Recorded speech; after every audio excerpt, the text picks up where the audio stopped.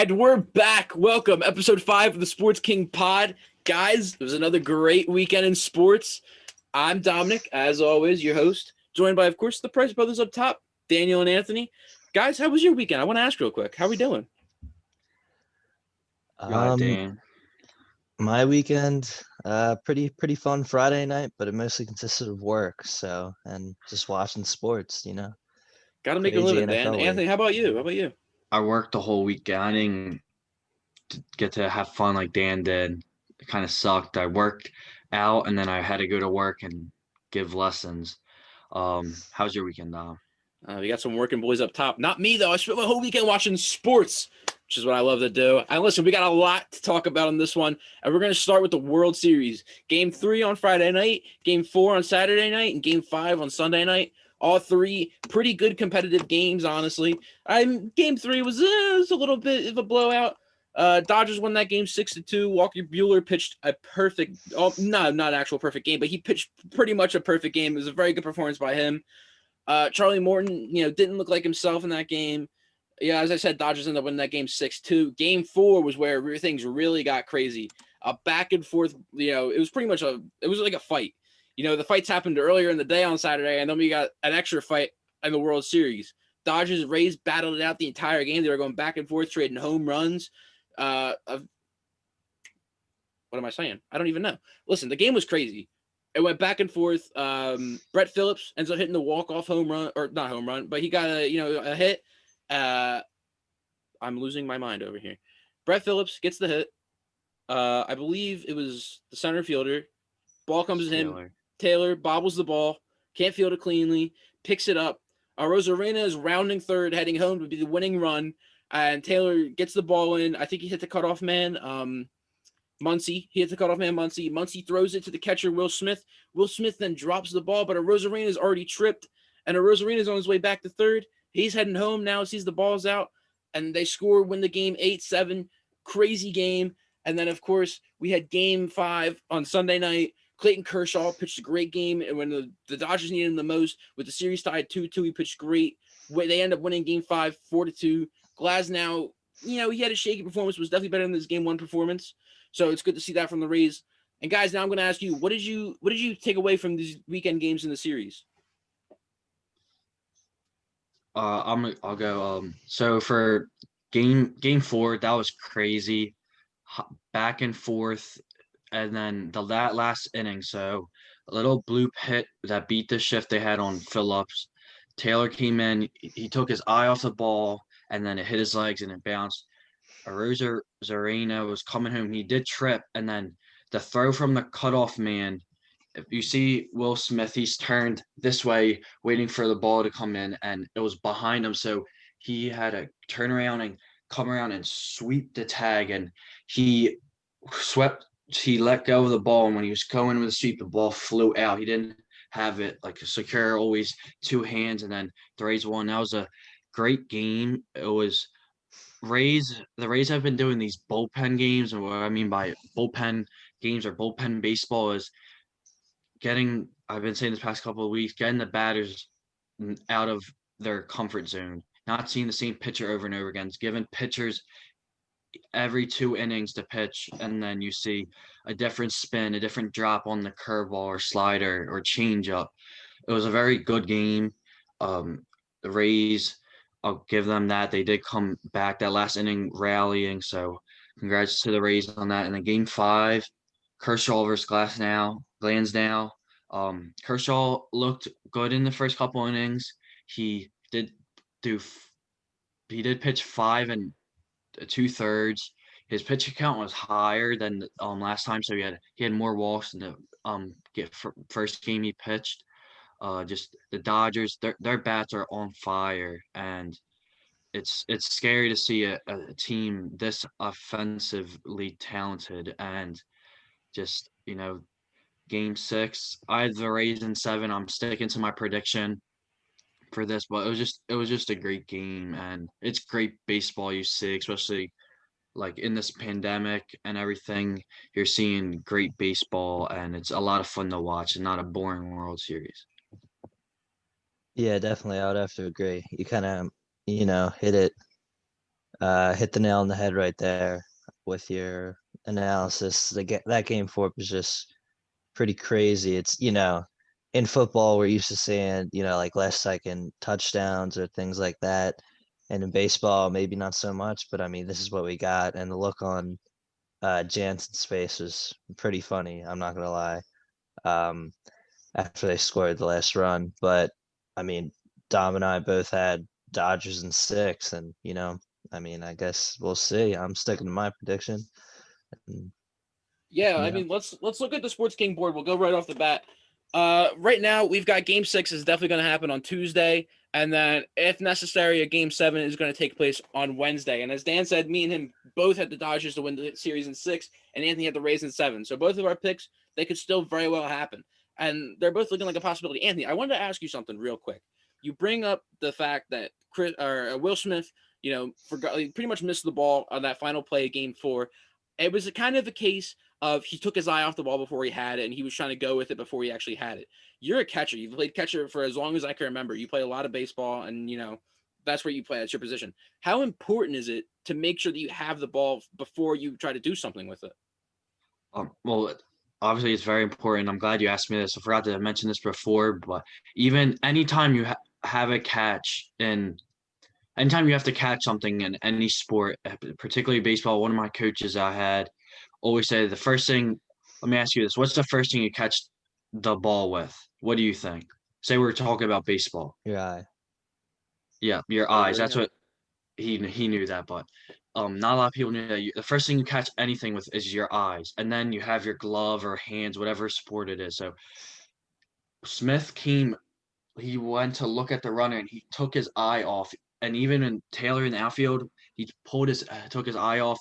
You always have to have the ball first before you have to do anything. You see this in all sports. Sometimes like football players will see their balls come in and turn, and then it looks like a clean catch and they drop it. Just the importance, just keeping your eye, have the ball first, because I know you're trying to be quick, and it was a bang bang moment for, it was probably going to be, if he caught that clean, a bang bang play because he had to come around, sweep tag, but just that importance. And for catching, especially a ball home, like always two hands because you want to catch it, put that your hand on the ball and tag hard because you don't know if he's going to truck you or it's just going to be a hard tag. It was hard for Will Smith to do that, and because the throw was behind them. Muncy did have time to throw that, and honestly, as a Major League Baseball player, I don't think you'll be able to hit the target when you're the cutoff. You're lined up with the catcher, just easy out here, so it puts for a tag. But it's baseball. It's one of the hardest sports to play. Not everything's going to be perfect every time, and that's a true beauty of the game. Just the first thing you catch it with your eyes, and that's for any error that happens. Just it's either you're not in your athletic position, or you're not following the ball into your glove. So that's very important, and I don't blame that on Will Smith. Sweeping throws, if you ever experience one in your life when you have to do a sweeping tag, that's what I meant, not throw. It just the ball that the cutoff man throws, or the outfield, whoever's throwing it to you, your momentum goes with that ball, especially how hard they throw in the MLB. Your momentum's going with that ball, especially because the ball was low for Will Smith. So he's low, turning his whole body, not being able to see what's going on behind him. And then that's when he took his eyes off it and came with the tag. And you see here the ball sweeps out, and he thinks he has it. And that was very heads up by Randy Arozarena, seeing, because he was dead out if that was a perfect throw, and then we would have not be talking about the game like we are now. But just that was very heads up. He went back, and then he was like, "Wait, I don't think half of the teams, like on the Dodgers, like if you saw the manager's reaction, he thought he had the ball, and then you see him take his hat off and throw it on the ground, seeing that he dropped it, which was very heads up and smart play by Arozarena.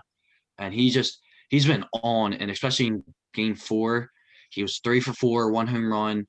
He had another RBI, and he's batting 357 right now in the World Series, which is amazing. He did break, after hitting that home run in Game 4, he broke a record for, I think it was most home runs in a postseason by a rookie. It was a record, something like that, which is awesome. It's just a story you love to see. His first year, and he's one of the biggest impacts in this postseason, and it's great to see.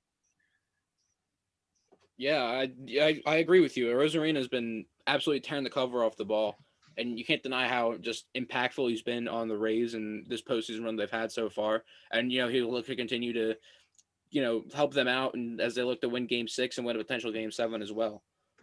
Another thing I wanted to bring up, officially, Kenley Jansen came into the game to try to get the save in Game 4. That ends up going down as a blown save for him. And it's been a rough year for Kenley Jansen, and not just him, but for Dodgers closers in general. What do the Dodgers need to do to find, a consistent closer or a guy consistent enough to close out, potentially these last 2 games, especially Game 6, if not a Game 7? Well, Kenley Jensen, he has had problems in the past for blowing saves, and I saw some weird styles like that's his 4th blown save. I'm pretty sure in the World Series, and that's like he's only like 2 away from the leader. So closers come in the game. Usually they're hard pitchers, just like Jensen. Jensen has a great cutter and slider. So all 3 of his fastball, his cutter, his slider, all have great spin, great speed, and it's hard for the hitter to react. So just maybe a thing they could do is pitch calling. So they have a tendency to keep working inside a stall, especially against Phillips, and he kept fouling it off. And I know after you see someone jam themselves inside, you want to like give a shake off and go right back at it and blow it by them. But he choked up on the bat, and he just made contact. He knew I'm not hitting a home run this at bat, and made contact and got the job done. But blowing games as a closer, it happens. We can't control that, and for the Dodgers, it happens a lot, and that just the Dodgers are just losing. Like they know we're about to win. Kenley Jensen's walking to the mound. He's one of the best closers in the game. We don't have to worry about this. And then the coaching and like the pitch calling is a little down, but they have to have like this is a Game 7 of a World Series. Each pitch matters. A team wins the game by winning more pitches, and that's what the Dodgers, especially in those last innings, especially focusing on pitching, have to do.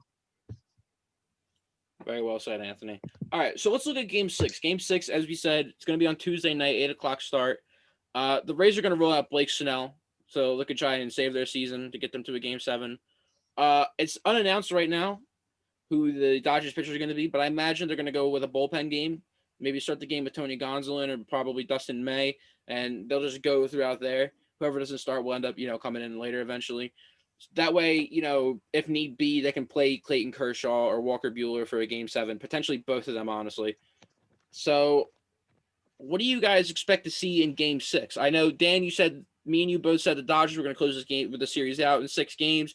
Anthony thinks he's going to go 7, and the Rays are going to take it. What do you guys see happening over these next 1 and maybe 2 games? Well, I mean, if in this Game 6, just if the regardless of who's kind of pitching for the Dodgers, if the Dodgers bats are live and they can just get out to an early lead, I think they'll be able to see through the game. Like as we saw in Game 5, they got out to a nice lead. They scored 2 in the first and I think 1 in the second. And they just held on to it. So I think it's really important for the Dodgers, regardless of who's pitching for them, if they, if Cody Bellinger can just get a home run or something, just to give him a nice early lead, even if it's a solo. So I think that's going to be really important for the Dodgers. Anthony, you're muted, buddy.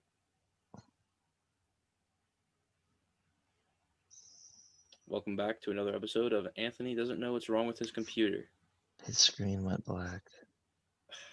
Again. The second episode of the Behind the Scenes on the Sports King.Pod. Sorry. Go ahead, Anthony. Am I working? I'm going to file a complaint with HP Pavilion because their computer has really been a pain today for me. That's right. I'm sorry about that. But so Blake Snell, he did get last time the Dodgers were all over him. He only lasted like 4 1/3, and the game 2 that he pitched. The Rays did win that game, but Blake Snell he's gonna have to be a little bit more efficient on his pitch location and not keep the ball as high, work low, because the higher the ball, high pitches equal home runs. If you keep them low, that equals ground balls. And then if they get a hit, hitting the low pitch is one of the hardest things. They get a hit, you just tip your hat, and next time I'm gonna get him. That's baseball. So no, I agree with what you said. I think it'll be Gonsolin to start, and then they'll probably use a bullpen game because the Dodgers, knowing that for Game 7, if necessary, Walker Buehler's this whole postseason has been amazing. He's been the best pitcher for the Dodgers, better than Kershaw. So, they I don't think they want to take this game easily, knowing that they have a game to give, because then just Game 7, nerves calm.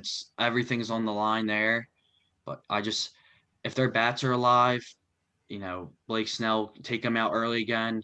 Fairbanks didn't pitch tonight, so he'll have that extra day of rest, especially because the game's Tuesday, which is good. And he's a young closer, and he's been doing lights out so far. Maybe one of this game, or if he doesn't pitch this game, that his inexperience being a rookie gets to him, and then Dodgers can take advantage of that. Just getting ahead early, that's going to be the big thing. Having big innings, and what I mean by big innings is 3 or more runs.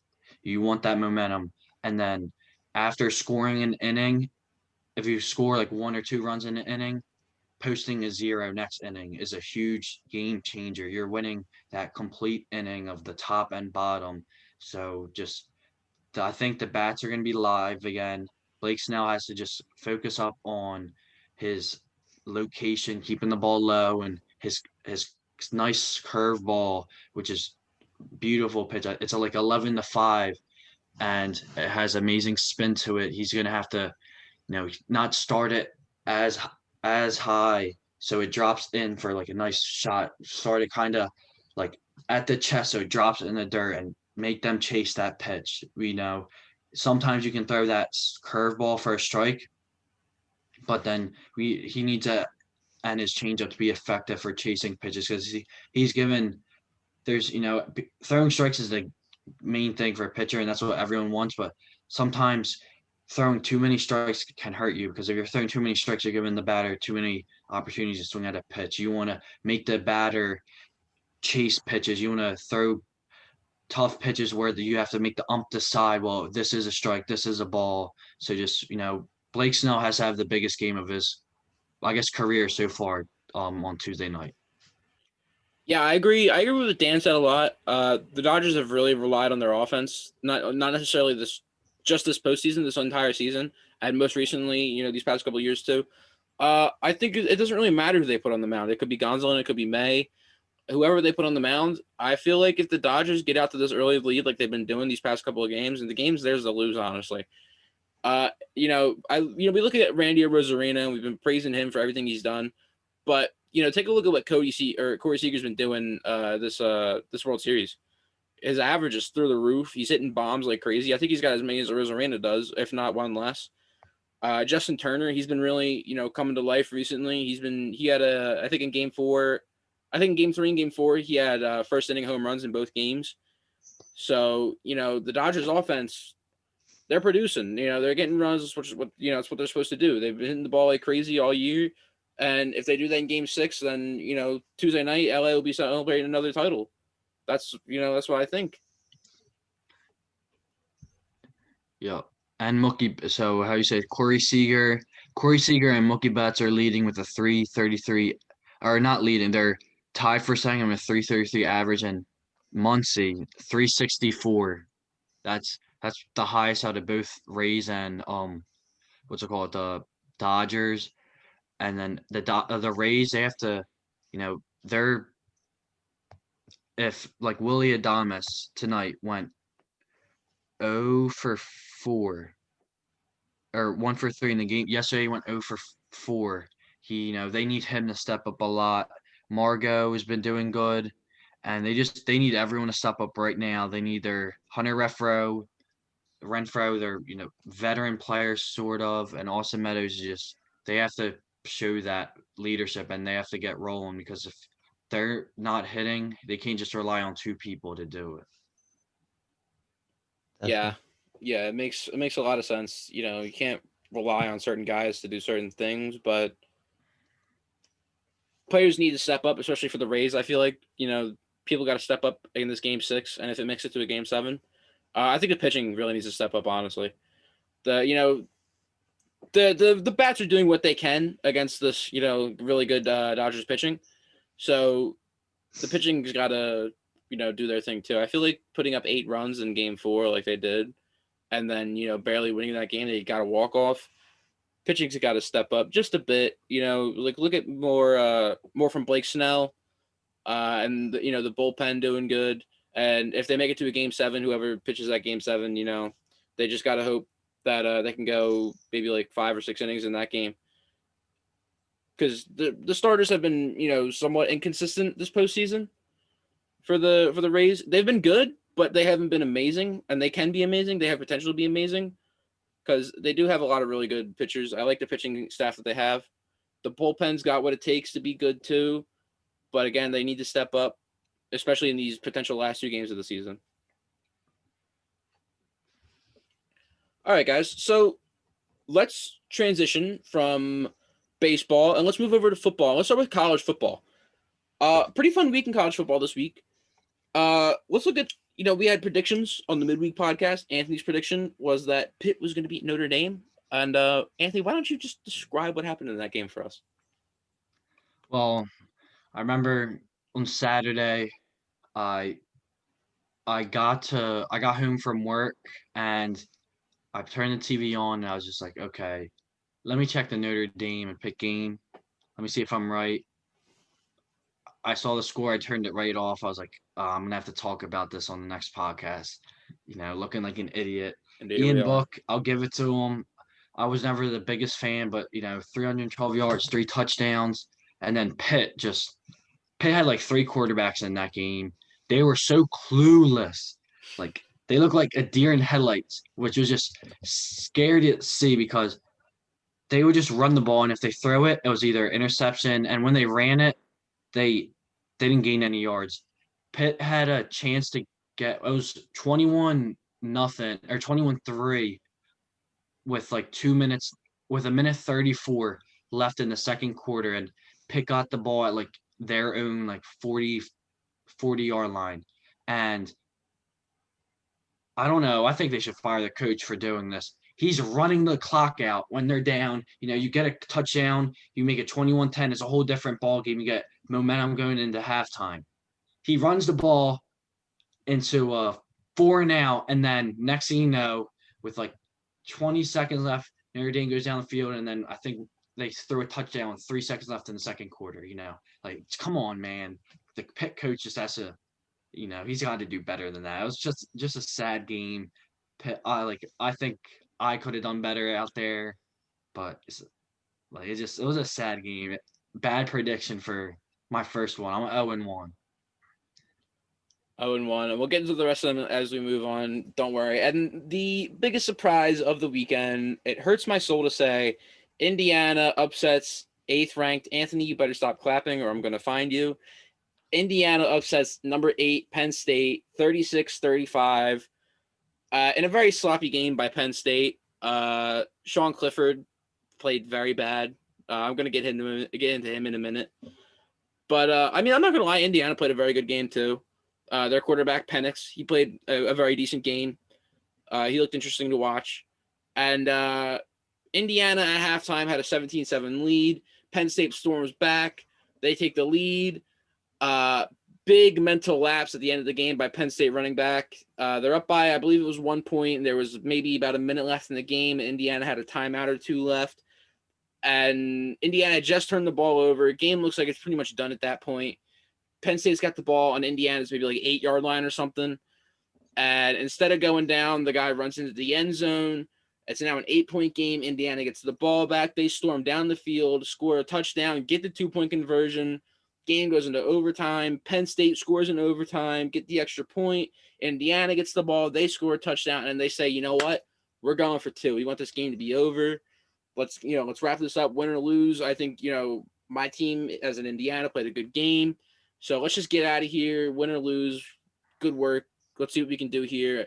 And I'm going to probably show bias here. I don't think he got in for the 2-point conversion. The ball looked to be out of bounds before he crossed the plane.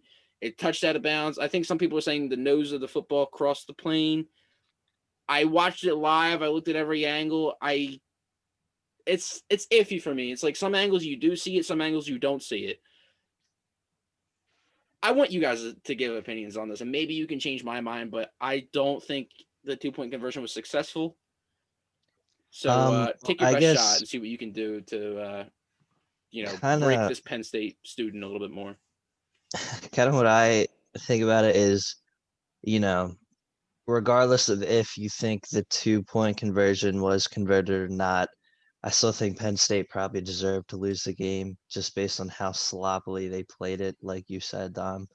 I mean, number 8 Penn State shouldn't lose to unranked Indiana. They just shouldn't. And they let Indiana get ahead, and even though they came back, they never put them away. So I think Indiana deserved the win.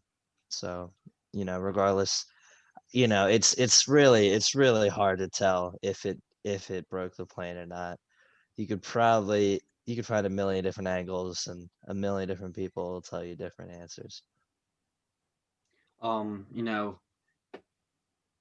Saturday morning, one of our good friends, us three, goes to Penn State. Sent me a picture. He's like, Penn State, they're about to go to tailgate, and I was like, I hope he remembers this. I'm gonna text him for confirmation. I'm like, Penn State's gonna lose today, and I'm not a big fan of Penn State.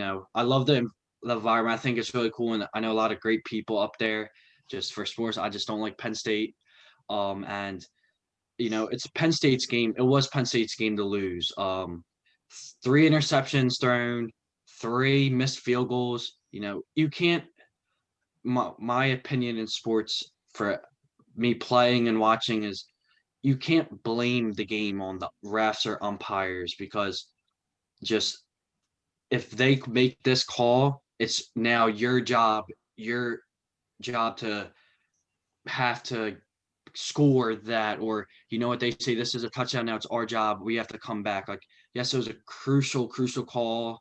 That's like one of those plays that can be talked about forever. Like, Indiana fans I know are probably, oh, he was in. Penn State fans, no, he wasn't. You see all the memes on social media and everything, but it was Penn State did not deserve to win the game, and just they have to be better, just a lot better as being the 18. Now they moved down to 18. Just I from what I saw, it didn't look like it was in, but I just saw one picture of the one. I think it was like the main angle. The nose, it looked like the nose was crossed up plane, and then the other half of the football, like the end, was like out of bounds. So that's just like, and that's just a hard call. You can't blame that on the refs, because imagine if you were in that situation and you have to be unbiased and just Well, the thing that really bothered me about it is that the initial ruling on the field was that the 2-point conversion was successful. And when you review the play, there's 3 things that can happen. It can be reversed, it can be confirmed, or it can stand. And they ruled the referee came out and said the ruling on the field stands, and that's what really upset me about it. It's like there was nothing they could find to overturn it, and there was nothing they could find to confirm it either. So it's like that's a game-deciding play. I feel like you need to either confirm it or overturn it. I feel like having it stand is just like, all right, well then, maybe you weren't looking hard enough. I feel like I don't care if it would have taken 20 minutes, half an hour to figure out if it was confirmed or overturned. I feel you need a 100% definite answer. I feel like stands just wasn't good enough for me. That's a good point. That's valid. Especially if you're a fan. Like, imagine if this was like a bowl game, or like you want that confirmation. Like, that's a good point. I agree with you there. Danny takes on that before I continue with this game. I definitely get where you're coming from, but like I kind of said, earlier, I still think that Indiana deserved to win the game. So I'm not too pressed about stands or confirms. Yeah. And then another thing, you say Indiana deserved to win the game. They did. 3 missed field goals by Penn State, 2 of them being chip shots, honestly. I think, he missed one from like 29 yards away. You just can't miss that. That's an extra point. That's an extra point. Come on. You can't be missing that. But yeah, 3 interceptions thrown. And here's my beef. I think Sean Clifford is not the answer for Penn State at quarterback. I feel ever since, Trace McSorley went into the NFL draft, there's just been a hole there at quarterback, and I don't think Sean Clifford is the guy to fill it. I looked at like Tommy Stevens, who was the backup for McSorley for a while, and he ends up transferring. I think it was Mississippi State he goes to. I don't think he was the answer necessarily either, but it's definitely not Sean Clifford. I feel in Franklin's offense, it relies on a guy who's more like Trace McSorley. Sean Clifford, he's a very good runner. He had a really good run in the game against Indiana. A very long run where he pulled off, many elusive moves, ends up going for a touchdown. But I just don't think he's the answer. I feel like he's inconsistent throwing the ball. He can run it very well, but I feel he's pretty inconsistent throwing the ball. But Penn State, like, I look at Will Levis, he's not really, I don't feel like he's really the answer either. I mean, I remember seeing him a little bit last year. He came in during the Ohio State game last year, and I believe he started the Rutgers game as well. But I don't see it in him either. I feel like, Trace McSorley was like the perfect fit for a James Franklin offense. And, if Penn State wants to succeed, they need to find another Trace McSorley, another, guy who's mobile enough and then has, a consistent enough arm to, throw the ball deep to the good receivers that they have right now. And another thing is the defense was really shaky that game. I'm not really entirely sure what happened to them. It's like the first half, it was terrible. The second half, they stepped up a little bit, but even then in the second half, they just, weren't making plays. Shaka Toney, he was incredible. He got, 2 sacks on one drive towards the end of the game. I think it was the drive where they ended up going for it on 4th down and didn't get it at the end of the game, where it looked like the game was ice. But they started double teaming him, and they really took him out of the equation. And then everything else, poor coverage. I think the touchdown they scored in overtime was just a simple fade route that the corner just absolutely bit in, and he came in, and then the fade route was there, and they got the touchdown, which led to the eventual 2-point conversion. So Penn State's got a lot of problems to fix. And this game was 1,000% a trap game. They looked at the schedule and they said, okay, Indiana week 1, they're like, oh, Ohio State week 2. And then immediately they're just like, okay, Ohio State. And it's funny because every single week before a game, James Franklin is always like, insert team here. And he just uses every single character on his tweets to spell out that team name. Like this, I saw it earlier today. It just said Ohio State 1,000,000 times. So he's always got that 1-0 mentality, but I feel like the team did not have that this week. They were just like, okay, it's Indiana, whatever. We're the 8th best team in the country. We'll beat them down pretty easily, and let's focus on Ohio State. So this Ohio State game becomes even bigger now, because not only do you need to win this game now, you just got to hope along the way that Ohio State also stumbles. So I don't know. I feel like early in the season, it's not an absolute killer for Penn State. I feel like their chances of the college football playoff drastically went down now. But you never know in college football. It's a crazy game. We could see a lot more teams go down. I know there's Clemson plays Notre Dame in a couple of weeks, I believe. So that's going to be a top 5 team that goes down. And you never know what's going to happen. Alabama could eventually maybe lose the Sugar Bowl or not the Sugar Bowl, the Iron Bowl. They could lose that.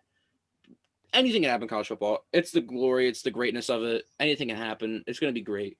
All right, so let's dive into some other games. Clemson is a weird game for them this week. They seem to struggle a little bit against Syracuse, but I feel like they've been struggling against Syracuse for the past couple of years now. It's like whenever they match up with Syracuse, it's just not Clemson's day, but they usually always end up beating them. So what do you guys have on this weird game from Clemson? Clemson, they did struggle at one point. It was with Syracuse was within 6 points. Clemson started out with a 14 or 17-0 lead, and then Syracuse gets 14 points, and then it's 27-21. Lawrence only, he didn't do he didn't have the Trevor Lawrence show going. He only had, 2 touchdowns, 200 something yards, which is good, but for his standards, it's not very good. But running back Travis Etienne. All right, good. All right. 3 touchdowns. He already has 8 touchdowns this season, and he's one of the best running backs in the country. And if Lawrence is having a struggle day, they can just rely on him and pick up the load, and that's what he did there. He led with his rushing, his senior experience, led them to the win and broke that lead out a little more. Yeah, I mean, some points, like you said, how they jumped out to a 17-0 lead, then they let Syracuse get 14 back. Just, I guess just at points of the game, they just didn't, weren't as uber focused as they usually are. Like, didn't play up to their Clemson standard. I mean, they had enough to get the job done. Like you said, Travis Etienne had a great game, and maybe not completely dominating the team during the whole game. Maybe it could be a little bit good for Clemson. Just so like they have to realize, okay, we're not invincible. Like we have to I mean, they still won. It's not like they lost and they have to think like this. But maybe it's good to have a little bad tape just to see what possible cracks could be shown against better opponents. Yeah, I agree. I don't think any differently of Clemson though. I still think the college football is still the college football playoff is theirs to lose still at this point. Like I said, they always seem to struggle against Syracuse. So I said they struggled. They still won the game 47-21. So, but again, we look at that score and that's not what we've seen from Clemson this year. But again, I expect them to fully win the college football playoff still at this rate.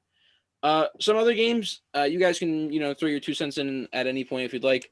Alabama destroys Tennessee 48-17. Najee Harris, 3 touchdowns, almost 100 rushing yards. Mac Jones threw for 387. He didn't have any touchdowns, though, which is a weird stat line. Ohio State, they clobber Nebraska 52-17. Justin Fields, 20 of 21 for 2 touchdowns. He had a really good game. Oklahoma State, they narrowly escape against Iowa State 24-21. So they'll look to improve on that a little bit. Cincinnati absolutely smacks up SMU 42-13. Cincinnati running back Desmond Rider, 8 carries, 179 yards, 3 touchdowns. Good game for him. Miami barely beats Virginia 19-14. North Carolina, they beat up NC State pretty badly, 48-21. Michigan beats up Minnesota pretty badly, 49-24. Wake Forest, they upset Virginia Tech 23-16. Kansas State, they beat Kansas big time. Kansas still winless, 55-14. Marshall beat Florida Atlantic 20-9, and Coastal Carolina beats Georgia Southern 28-14. Anything you guys want to inject into that? I want to point out just 3 of the games. First, UNC versus NC State. UNC coming off a loss last week. They came out firing. They, the first half of last week's game, they had 3 points and they were just so quiet. This week, they were coming out firing. Quarterback Sam Howell just was, he's not losing again. He had that mentality, especially, their neighbors are right down the road, and NC State and UNC. So, good job by UNC coming back from a loss last week. Then Alabama, weird stat line, Mac Jones, no touchdown. He did have 1 rushing touchdown, but, Jalen Waddle broke his ankle, and that's going to be a big loss. I don't know how long a broken ankle lasts for, but just, him and Devontae Smith are that duo, that dynamic duo that Alabama always has.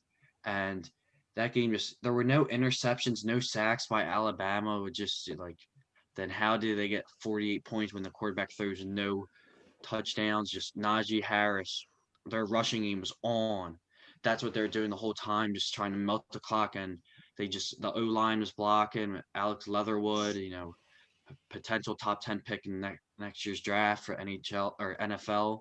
And then Ohio State Fields, he had 2 touchdowns, and he rushed 1 in as well. He's starting his Heisman campaign this year. He's a going into the season, he's a co-favorite for the Heisman winner with Trevor Lawrence. Him and Lawrence, ever since high school, have been battling who's the best quarterback in the country. Lawrence is always put before him. Fields has that chip on his shoulder now after losing to Lawrence after blowing a 16-0 lead in the semifinal game last year. Fields is ready to get more responsibility with that Coach Day's offense because losing star running back J.K. Dobbins, Fields will have a lot more responsibility on his hands. But Ohio State looks good. Clemson is a very complete team, and there was a big landslide between them and everyone else. Next closest team being Alabama, and we start seeing now Alabama and Ohio State are very close. Like Alabama is a little ahead, and Clemson is slowly going back, and Alabama is getting closer. So now it's going to be fun to watch when they get down the road to the end of the season. Yeah, I don't know if Clemson's going back. Just a But smidge, I not will say, um, I was at work when the games are going on, but I did catch a little bit of the Ohio State game, and Justin Fields he looked good. I mean, just pretty smooth in the pocket and rolling out. So yeah, Justin Fields did look pretty good, I have to say. one last thing. Another thing on Fields is last year, first year really starting as a sophomore because he didn't play that much at Georgia's freshman year.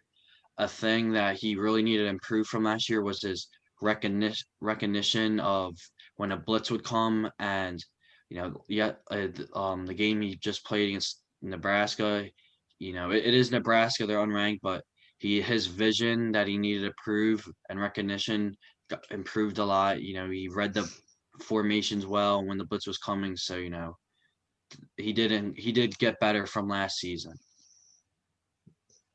Yeah, I agree. Fields look phenomenal. I worry that Penn State defense going up against him this week. I'm going to be in for a long night, I'm expecting. So I'm hoping for the best, though. You never know. It's just going to be rough with no fans. But, Dan, I want to ask you something real quick. Anthony mentions Jalen Waddle goes out for the year with the broken ankle. Do you think that's going to affect his draft stock at all?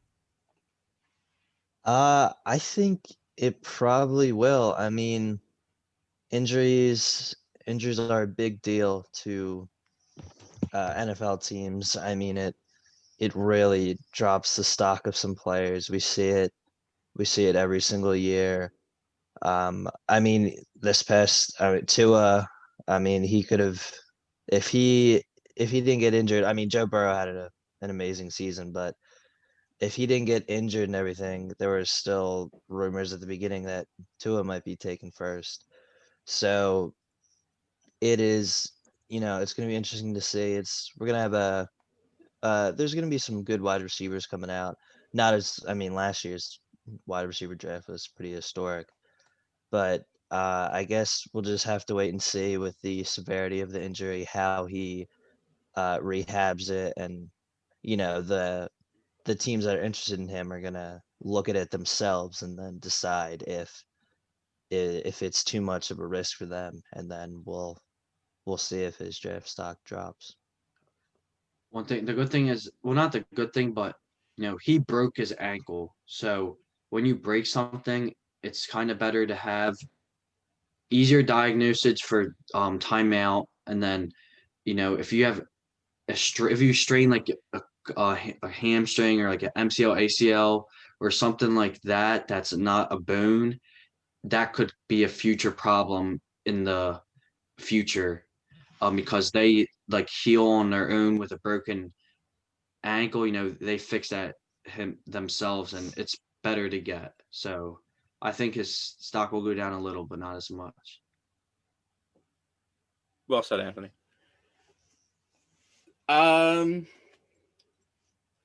Yeah, I lost my train of thought now. All right, I'll put you guys on the spot real quick. Who's your Heisman winner? Not right now, but who do you think it'll be when the final decision is made towards the end of the year? Trevor Lawrence. I would have to say Trevor Lawrence. The Messiah. I would agree. It is. I think it's Trevor Lawrence. Justin Fields is going to have a good season. I feel like everyone knows that, but I feel like it's going to be Trevor Lawrence regardless. All right, so let's stick with the team of football. NFL, fun week in Week 7. We talked about the Thursday night game on the last podcast. Eagles ended up winning that game by 1 point, 22-21.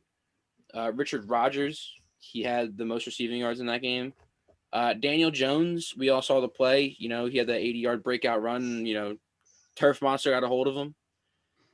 And Boston Scott catches the game-winning touchdown, a phenomenal catch.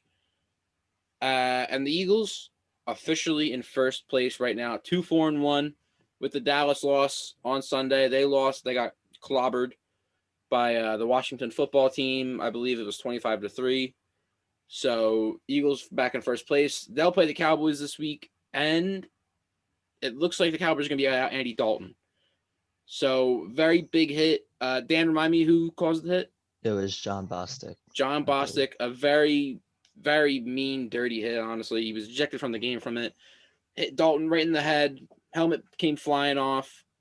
He was obviously, hit the turf really hard. Bostic obviously removed from the game. Dalton was, I believe they pulled out the cart, but I think he did walk off on his own power.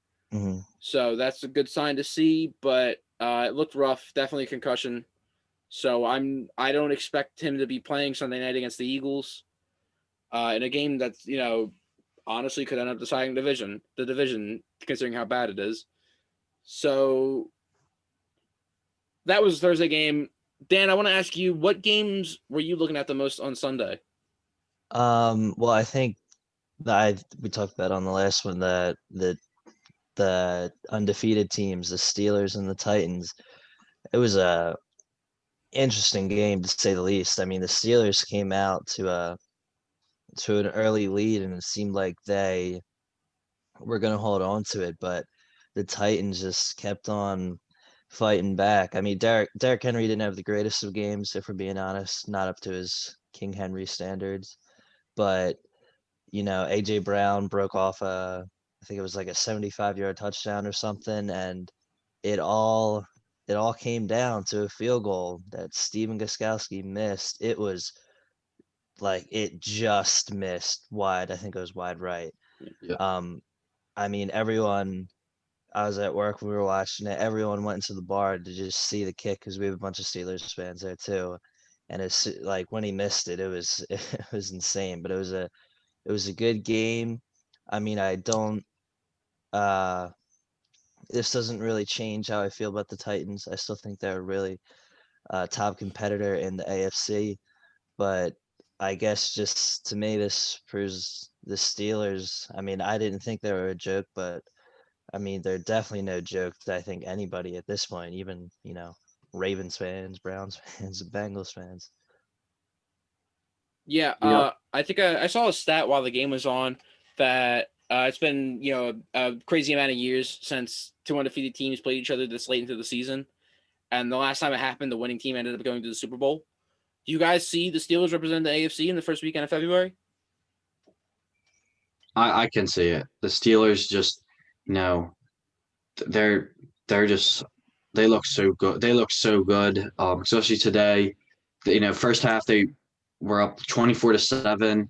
Looked like it was a runaway, and then they only scored 3 points in the second half, their first drive, and the defense let up a little. And but I still think the Steelers just look amazing. Big Ben, everyone thought coming off his elbow injury at the previous season, he's not gonna be able to throw the ball. If you saw the first touchdown to, I think with Juju Smith, after on second goal getting a face mask call going back 15, he fits it in a tight window and hits Smith for a touchdown. He's having fun. He says it's the most fun he had in a while because there's so much options he can throw to. That's why you see like Juju Smith today, he did get a lot of targets, but games before he gets 1 or 2, and he's supposed to be that star guy that they have as at receiver. But I can see the Steelers in the Super Bowl. I could definitely see it too. I mean, I'm still, I still can't count the Titans out because if we're being honest, Gostkowski probably, it was like 40, 44 yards, I think, the It was field goal attempt. 44. I've interested that right before you. So Gostkowski this season, anytime he kicks a field goal 50 yards or more, he's 5 for 5. He hit a 51-yarder today. But anytime, anywhere before 49 yards, he's 5 of 11. Yeah, I mean, realistically, I think that he probably should have made it. And, if the game goes into overtime, whoever wins a coin toss, you never know what's going to happen. So I'm not going to count the Titans out just yet. And also the Chiefs, they still have Patrick Mahomes, who, at least for my money, is the best. I mean, he's the most talented quarterback in the league, and he can just turn a game on its head very, very easily with all the weapons that he has. Le'Veon Bell coming too. So I think the battle for the AFC is at least a little bit more interesting for me than the NFC as of now. But I can most definitely see the Steelers representing the AFC in the Super Bowl this year. Yeah, and Steelers are now officially the only unbeaten team left in the NFL. And my prediction was that the Cardinals would beat the Seahawks. I'm 1-0 on my predictions now. I'm going to pat myself on the back for that one. Great prediction by myself. That was a really crazy game in itself.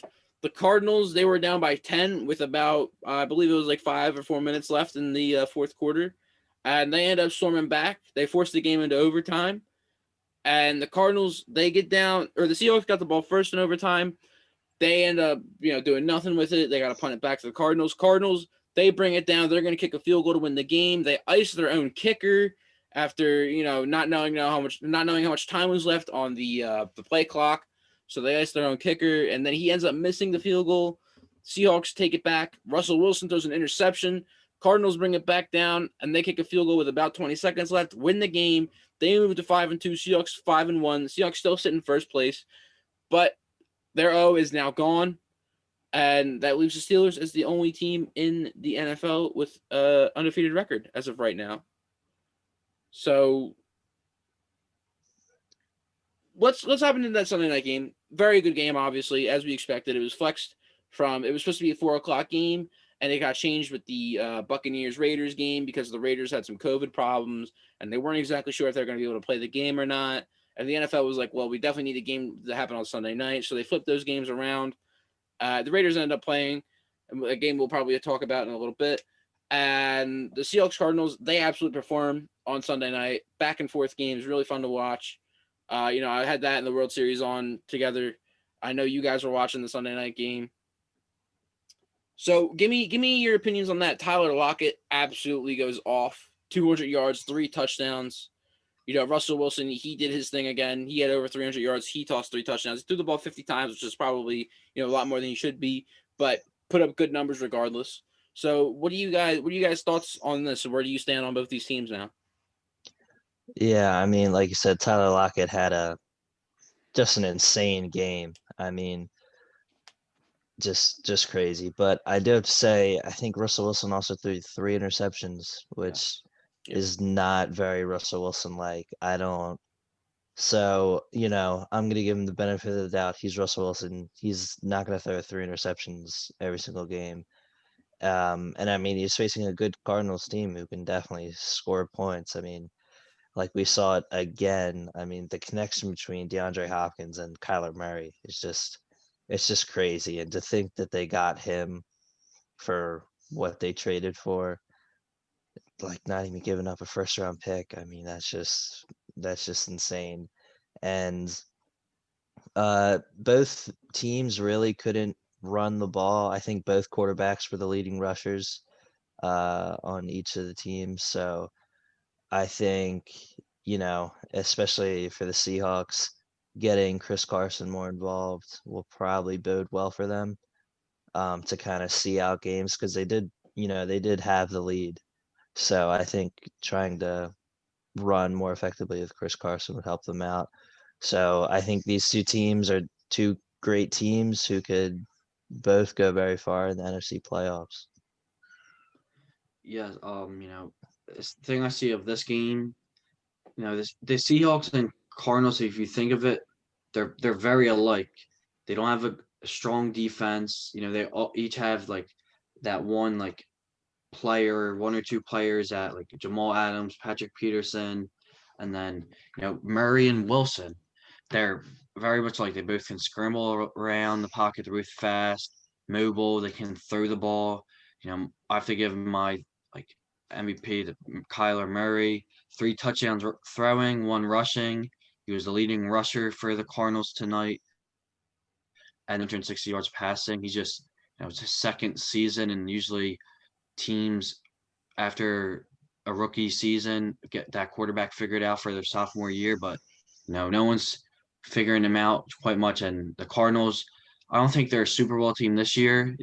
If they will make the playoffs, that's what I predict. But they need to work on that defense a little more. They're 1 or 2 years away from making that Super Bowl or that NFC Championship game. I truly believe that for them to make it this year, their offense is going to have to be just scoring like 37 points like they did tonight.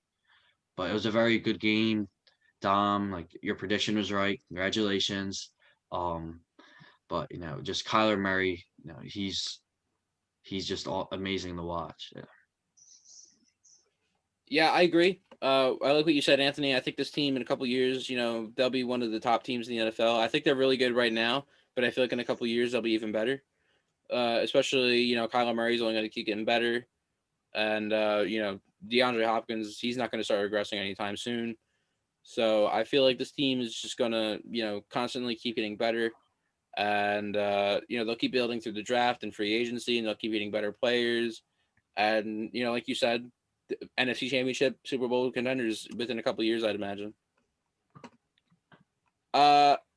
Let's look into a game between two teams that don't have the prettiest of records, but they put on a pretty damn good game, and that's the Lions and Falcons. Lions won the game 23-22.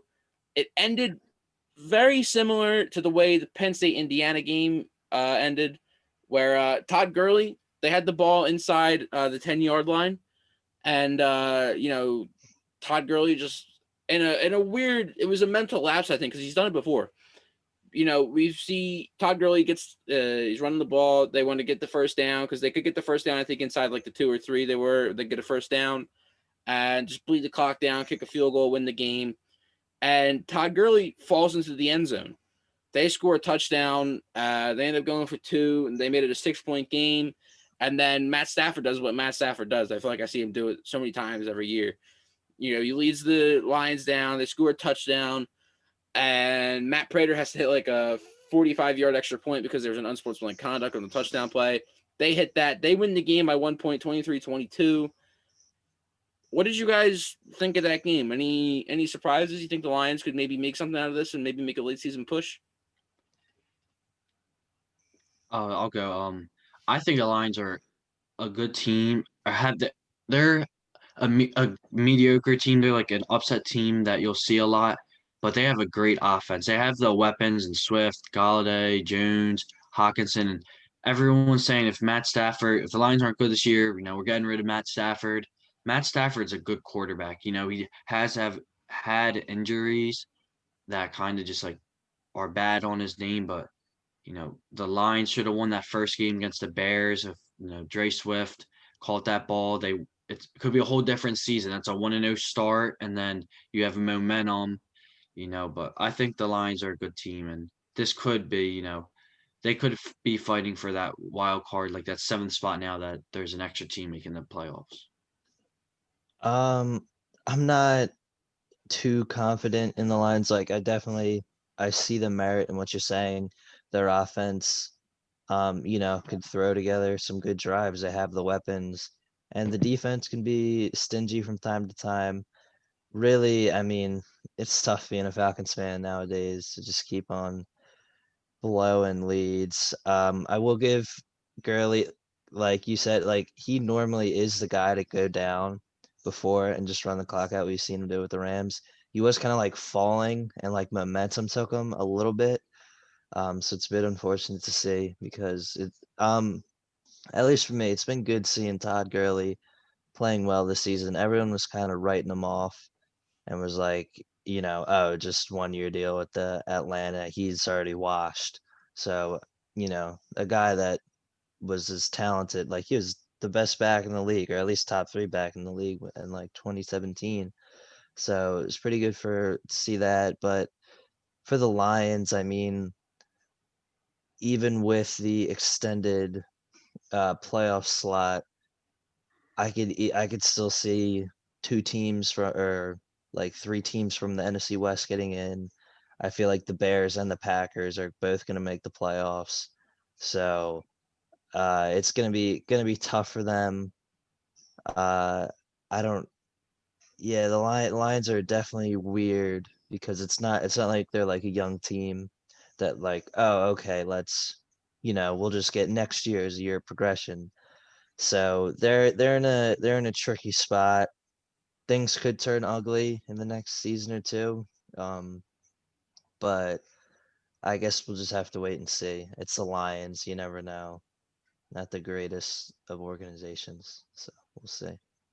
Yeah, I mean the Lions have some good young pieces right now. I like Jeff Okuda. I think he's got potential to be a really good cornerback in this league, and I like the weapons they currently have on offense. You mentioned DeAndre Swift. He's really good. I like their wide receivers too. Kenny Galladay, Marvin Jones, 2 really good wide receivers. And Anthony said Matthew Stafford. I really like Matthew Stafford. I think, maybe me and Dan talked about this a while ago, but I genuinely think Matthew Stafford is one of the most underrated quarterbacks in the league.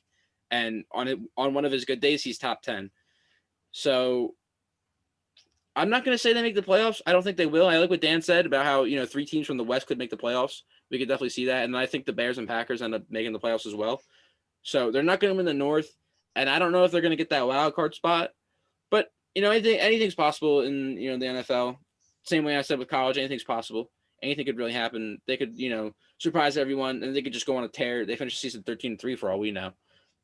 But I don't think it'll happen. But it'd be an interesting team to see the Lions in the playoffs, but I don't think it's their year. I think and the Saints. I'm forgetting about the Saints too. Saints could probably The see. Lions are in Saints the could too. 9th spot right now for the NFC. So Yeah, I just don't think they'll get it. I think it's similar to what the Cardinals said. They're not as good as the Cardinals are, but in a couple of years, we could see them be contenders again. I'm not going to say they'll go out there and win the Super Bowl within 2 to 3 years, but we could see them contending for the North, especially when Aaron Rodgers is gone. That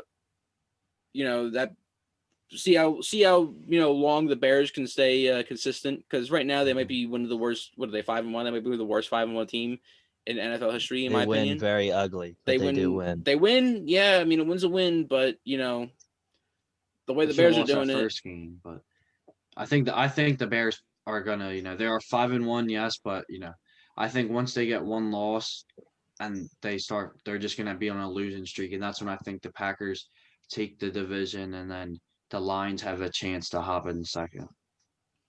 Yeah, I think the Lions very well could. They could hop into second, and for all we know, like I said, they could get the playoff spot. But right now, I like my odds. I like what Dan said. The Packers probably going to win the North. The Bears will get the wild card spot. So, sorry, Lions. It's not your year. Can't have anything in Detroit. So, let's move on from Detroit and head over to Ohio. The Browns and the Bengals, they played today. Anthony hated watching this game because of how good Baker Mayfield played. He started the first quarter. He was like 0 for 5, and he had a pick. And then from that on, I think he only had like 1 or 2 incompletions after that. So he has his best game of the year, in my opinion. And not to mention, Joe Burrow had an amazing game too. He had 4 total touchdowns. He had 3 in the air and 1 in rushing, over 400 yards. He did throw a pick, but he had a very good game. So you can't deny that. Donovan Peoples-Jones, he had a really good game. He ends up getting his first catches of the year in this game today, and I believe he caught the game-winning touchdown as well. He did. T. Higgins, he continues to perform very nicely. Him and Joe Burrow forming a very nice connection. Kareem Hunt, he has a very good game. He rushed for 76 yards, didn't have any touchdowns. Giovanni Bernard, he filled in for Joe Mixon, who was out this week. He had an okay game, a little iffy. He did have a receiving touchdown. I don't think he had too many rushing yards, but he had a decent like 37 game. or something. Yeah, the receiving touchdown, kind of boosted his stats a little bit. But what was your guys' thoughts on this game? Cleveland now moves to 5-2. I'll let you go second, because you probably got a bit more to say. But I mean, Baker he just played well. There's no way around it. I don't care what Colin Coward said. He just played great and he led a comeback.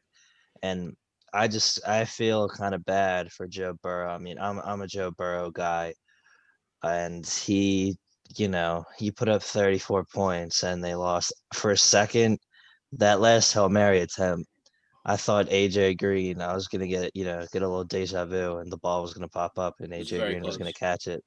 Because I mean, Burrow put about as good a throw it as he probably could.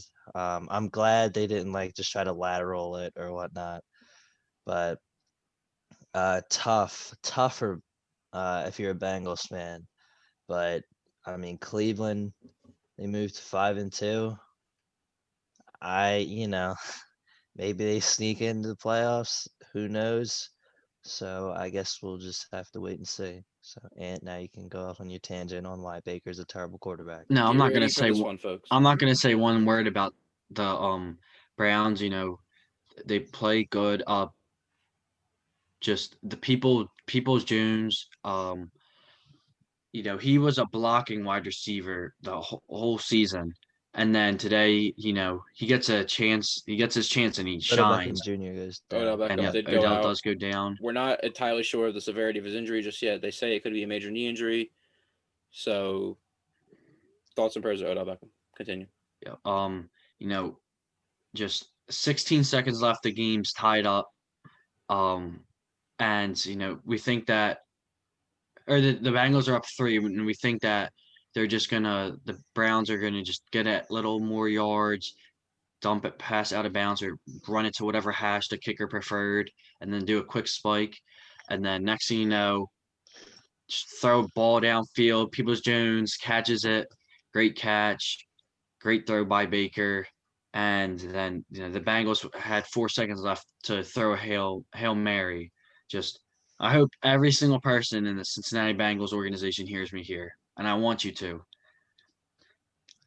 help Joe Burrow out. The past 5 games he's been thrown over for 300 yards. Today he had 406 yards, 1 rushing touchdown, 3 passing, and his interception was a tipped pass. I really think if the Browns linebacker didn't tip that, that would have been another touchdown because it was at the 1 yard line in the Browns end zone. Help him out. The offense is looking good. He's making great connections. Help him out on the defense side, please. This could be like a bad thing for Burrow if he keeps doing great games and then loses. Big confidence thing could be for him. They're kind of ruining him, like us Jets ruined Sam Darnold. You don't want that to happen if you're the Bengals. Joe Burrow is your franchise quarterback. He's shown you how good he is his rookie year. Just please help him out. Do your job. Or, I hope the owner listens. If they don't do the job, find a better person for a GM. I'm available. Yep, you can find Anthony's Instagram in the description below, Cincinnati Bengals, if you'd like to get in contact with him. He's available. He's more than happy to be your GM. But yeah, I can't disagree with what Anthony said. Joe Burrow definitely needs help, but there's not a whole lot they can do for him right now. They can't go out there and just trade for the top offensive lineman and trade for Julio Jones and DeAndre Hopkins to give them better weapons. I just went on the defensive side. That's where they need it. All right, well, they can't go out there and they can't trade for, Marcus Peters. They can't go and trade for Aaron Donald. They just can't. Okay, could have went in for Ngakoue. I mean, they could have. That was a weird they trade. didn't really. Let's talk about that really quick. The Vikings traded Yannick Ngakoue, who they acquired in August, early September, maybe, to the Ravens for I believe they traded a second and maybe a fifth to the Jaguars to get him, and then in return they got a third and a fifth when they sent him to Baltimore. So thoughts on that really quick? How much scarier does the Ravens defense have to get? Just Eden Eek. I know he had his he's a loud player. He had that issue in Jacksonville, but he's still a monster. And they're adding him with Calais Campbell, Patrick Queen. Just just give me the chills. Like, it's scary to see what the Ravens defense is becoming. Yeah, I mean, it just like you just said, they traded a second and a fifth, and they got a third and a fifth back. I mean, I know he was only on he was on the last year. Is he on the tag or was he on the last year of his deal? It was one or the other. It's one or the other, So yeah. they Not would have had entirely to sure. sign him back. So I guess they didn't. They figured maybe they just already knew after talks with his agent and you know Yannick himself that they weren't going to do it. So they're like, okay, let's cash in on them now. Vikings, I feel like definitely aren't going to make the playoffs this year. So maybe they're taking like a little bit of a little rebuild, just get a few extra draft picks. I wonder how Ngakwe is going to fit into the Ravens 3-4. He's been a 4-3 guy in Jacksonville and then in Minnesota, but I'm sure he's versatile enough. He'll probably figure it out. But yeah, the Ravens add another piece. I mean, they're just stealing from Jacksonville because they got Campbell Yeah. earlier. I mean, I don't know what kind of did the Jacksonville guy lose a bet or something. It's just losing on players. But I guess we'll wait. Have to see. Yeah, wait and see. That we will do. So I know you guys, for your performers of the weekend, both picked players from the NFL. So why don't you go ahead and dive right into it? Who are your performers of the weekend? I'll go first for this, so then you have more time, Nate. My performer is, the GOAT, Tom, Tom frickin' Brady. Um, he threw 4 touchdowns today, rushed one in for 369 yards. If this week they didn't play with Antonio Brown, the Bucks did sign him. Um, but if the Bucks after playing today or this week and last week against the Packers, if they play like that every time, no one will stop them. They will win the Super Bowl. Now, adding Antonio Brown, things could change. Um, you know, Antonio Brown like is just another option Brady has. He looked amazing. People criticize him can't throw the long ball. Go on social media, search up his touchdown, Scotty Miller. It was a gem. He couldn't place it perfect anywhere else because anywhere else he's going out of bounds in the corner in the end zone. Just perfect throw. It's awesome to see Gronk um come back and he's scoring touchdowns today. Brady and Gronk are now second in most like touchdowns by quarterback and receiver. They just they're behind now Manning and Marvin Harrison, which is a great duo. Also, it's fun to see Gronk and Brady back together. Okay, go ahead, Dan. Yeah, so my performer of the weekend was Devonte Adams. I mean, like we already discussed, Tyler Lockett had an amazing performance too, but for me, Devonte Adams' performance was a bit more influential, sorry. So he had 13 receptions for 196 yards and 2 touchdowns as the Packers bounced back from a terrible loss last week to Tampa Bay to defeat Houston 35-20. And I mean, he was just unplayable today, just really was. And he just really helped propel a Packers team without Aaron Jones this week. He did not play. And even though, Jamal Williams, AJ Dillon, they're not incapable backups, but Aaron Jones is a focal point of their offense. And Adams, he had a really good game earlier in the season. Then he was injured, and then there was a bye, and then he didn't play too great last week. So I feel like it's just a bit of a good statement performance and statement victory to kind of like, we lost last week, but we're still one of the top teams in the NFC. And if you want to represent the NFC in the Super Bowl this year, you're going to have to go through us. And I think like I said, his performance is really influential today. Very good. I don't have a performer of the week in the NFL this week. I'll get to mine when we touch upon the subject in a bit. But there's one last football game I wanted to highlight from the weekend. the New York Jets became ever so close to grabbing their first win of the season against the Buffalo Bills, and it was not meant to be. Tyler Bassett, the game of his life, he knocked down 6 field goals. He attempted 8, missed 2 of them, knocked down 6. Jets lose the game by a final score of 18-10. And I was a bit confused watching this game. I looked at the halftime score line. Bills were down 10-6. I want to ask you guys, what's going on with the Bills? Is just an off week, or are they starting to slack a little bit here? I think perhaps a bit of both. I mean, they come off two pretty hard fought losses to the Titans and the Chiefs, who are, two top teams in the AFC that if they want to progress that they're going to have to beat. But, I kind of gave them a bit of the benefit of the doubt there. They were just beat by a better team at that point in time. And I thought that, a big win against the Jets today would have it would have been good for them, kind of build their confidence back up. But that just, clearly didn't happen. I mean, they still got the victory. They're still heading the division. Obviously the Jets are the worst team in football, and then the Patriots have looked horrendous as of late. And we'll have to see with the Dolphins now that they're starting to. So I still think that there's the division is theirs to lose, but they're gonna have to bounce back and give me a few good victories against more quality opponents if I'm going to be confident that they could beat, the Ravens, the Steelers, the Titans, and the Chiefs. Definitely. When I was hoping the Jets would win. Right when I saw it was 10-0 Jets, I was like, I was hoping. I wanted to see the Jets win, but just last week against the Chiefs, their defense, was like a little concerning. This week, their defense looks so much better.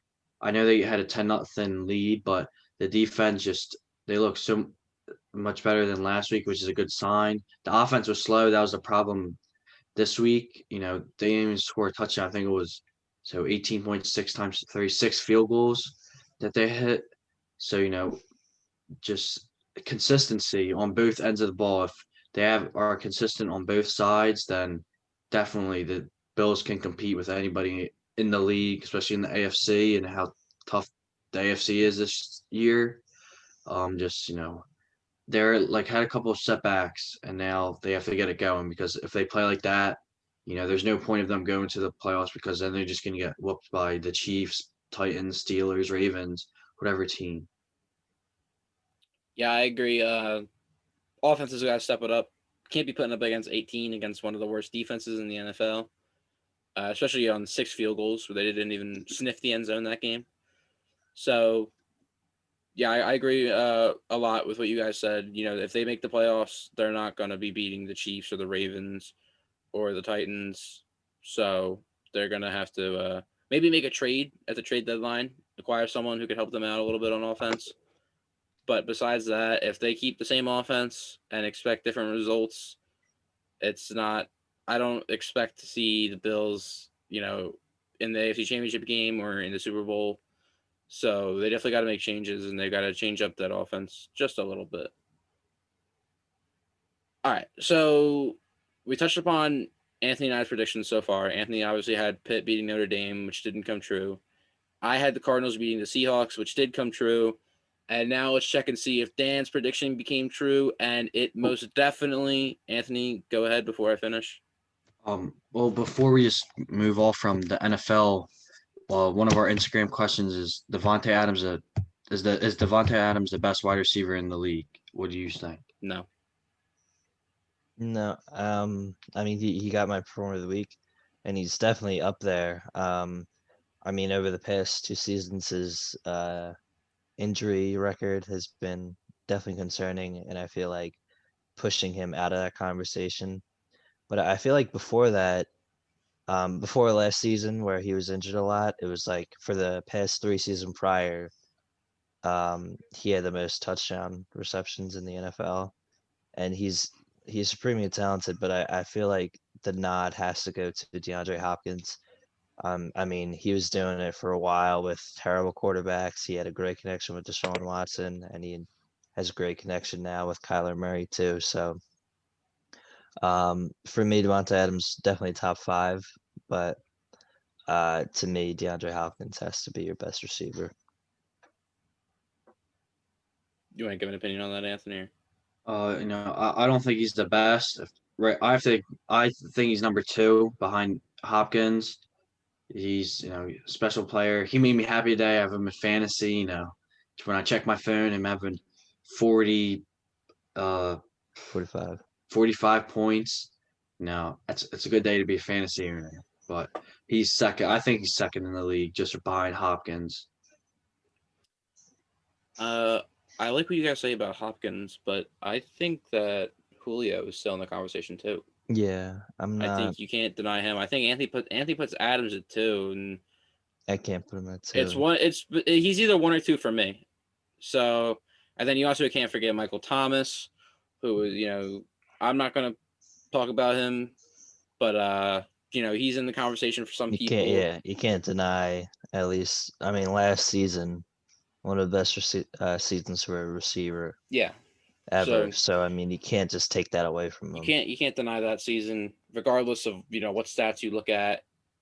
So, all right. So now that we've got that out of the way, let's move back to the predictions. Dan, you went with the hottest take that I've heard. You said that Ansu Fati, the young winger on Barcelona, was going to get a hat trick in El Clasico, and your prediction was 1/3 correct. If that makes you feel any better. But he got a goal, and I believe it was the 8th minute, and that was the small whimper of attack that Barcelona had in that game against Real Madrid, as they lost the game 3-1. So why don't you give us your take on that game and just soccer in general? Why don't we just move into that? Yeah. So, yeah, Real Madrid bounced back really well after a shocking defeat to Shakhtar and then Cadiz the weekend prior. And yeah, they were just in control. I mean, Fati, like you said, he did score a goal, did play very well. But Barcelona just in general, they switched, they've been playing a 4-2-3-1, they switched to a 4-4-2, which I don't like when Barcelona plays 4-4-2. When they played 4-4-2, they got smoked 8-2 by Bayern because they try to play on the counter, and I just like the double pivot better. And just in general, yeah, I mean, Sergio Ramos was back for Madrid, which was huge because, like we talked about last time, their defense has been leaky. But he played very well, and he won a penalty and then he scored it. So I mean, I think he has like 99 career goals or something, which is, I mean, most of them are penalties, but it's still pretty insane. And yeah, I mean, Madrid were in control the entire time. I will say, Sergio Dest, the American right back on Barcelona, played a really good game. He pocketed Vinicius. Vinicius, I don't know, he's very shaky. I mean, his decision making in the final third is just baffling sometimes, if I'm being honest. But yeah, so I will admit my prediction was wrong. Fati did play well, but definitely not the hat trick, which probably, would have tied the game.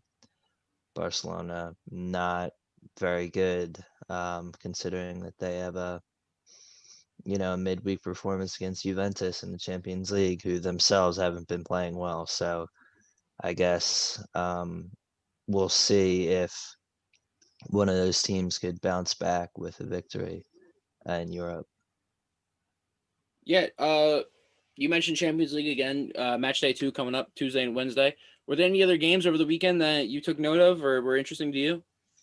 Yeah, I mean, like I talked about on the last podcast in like previewing 2 games in England, Manchester United, Chelsea, they drew 0-0. Just kind of boring game. I will say, Chelsea probably should have got a penalty. Harry Maguire just kind of tackled Cesar Azpilicueta, and just nothing came of it. Frank Lampard even joked after the game, just talking about how Manchester United have so many penalties called for them and not many called against them, which is, just kind of thing to keep in mind.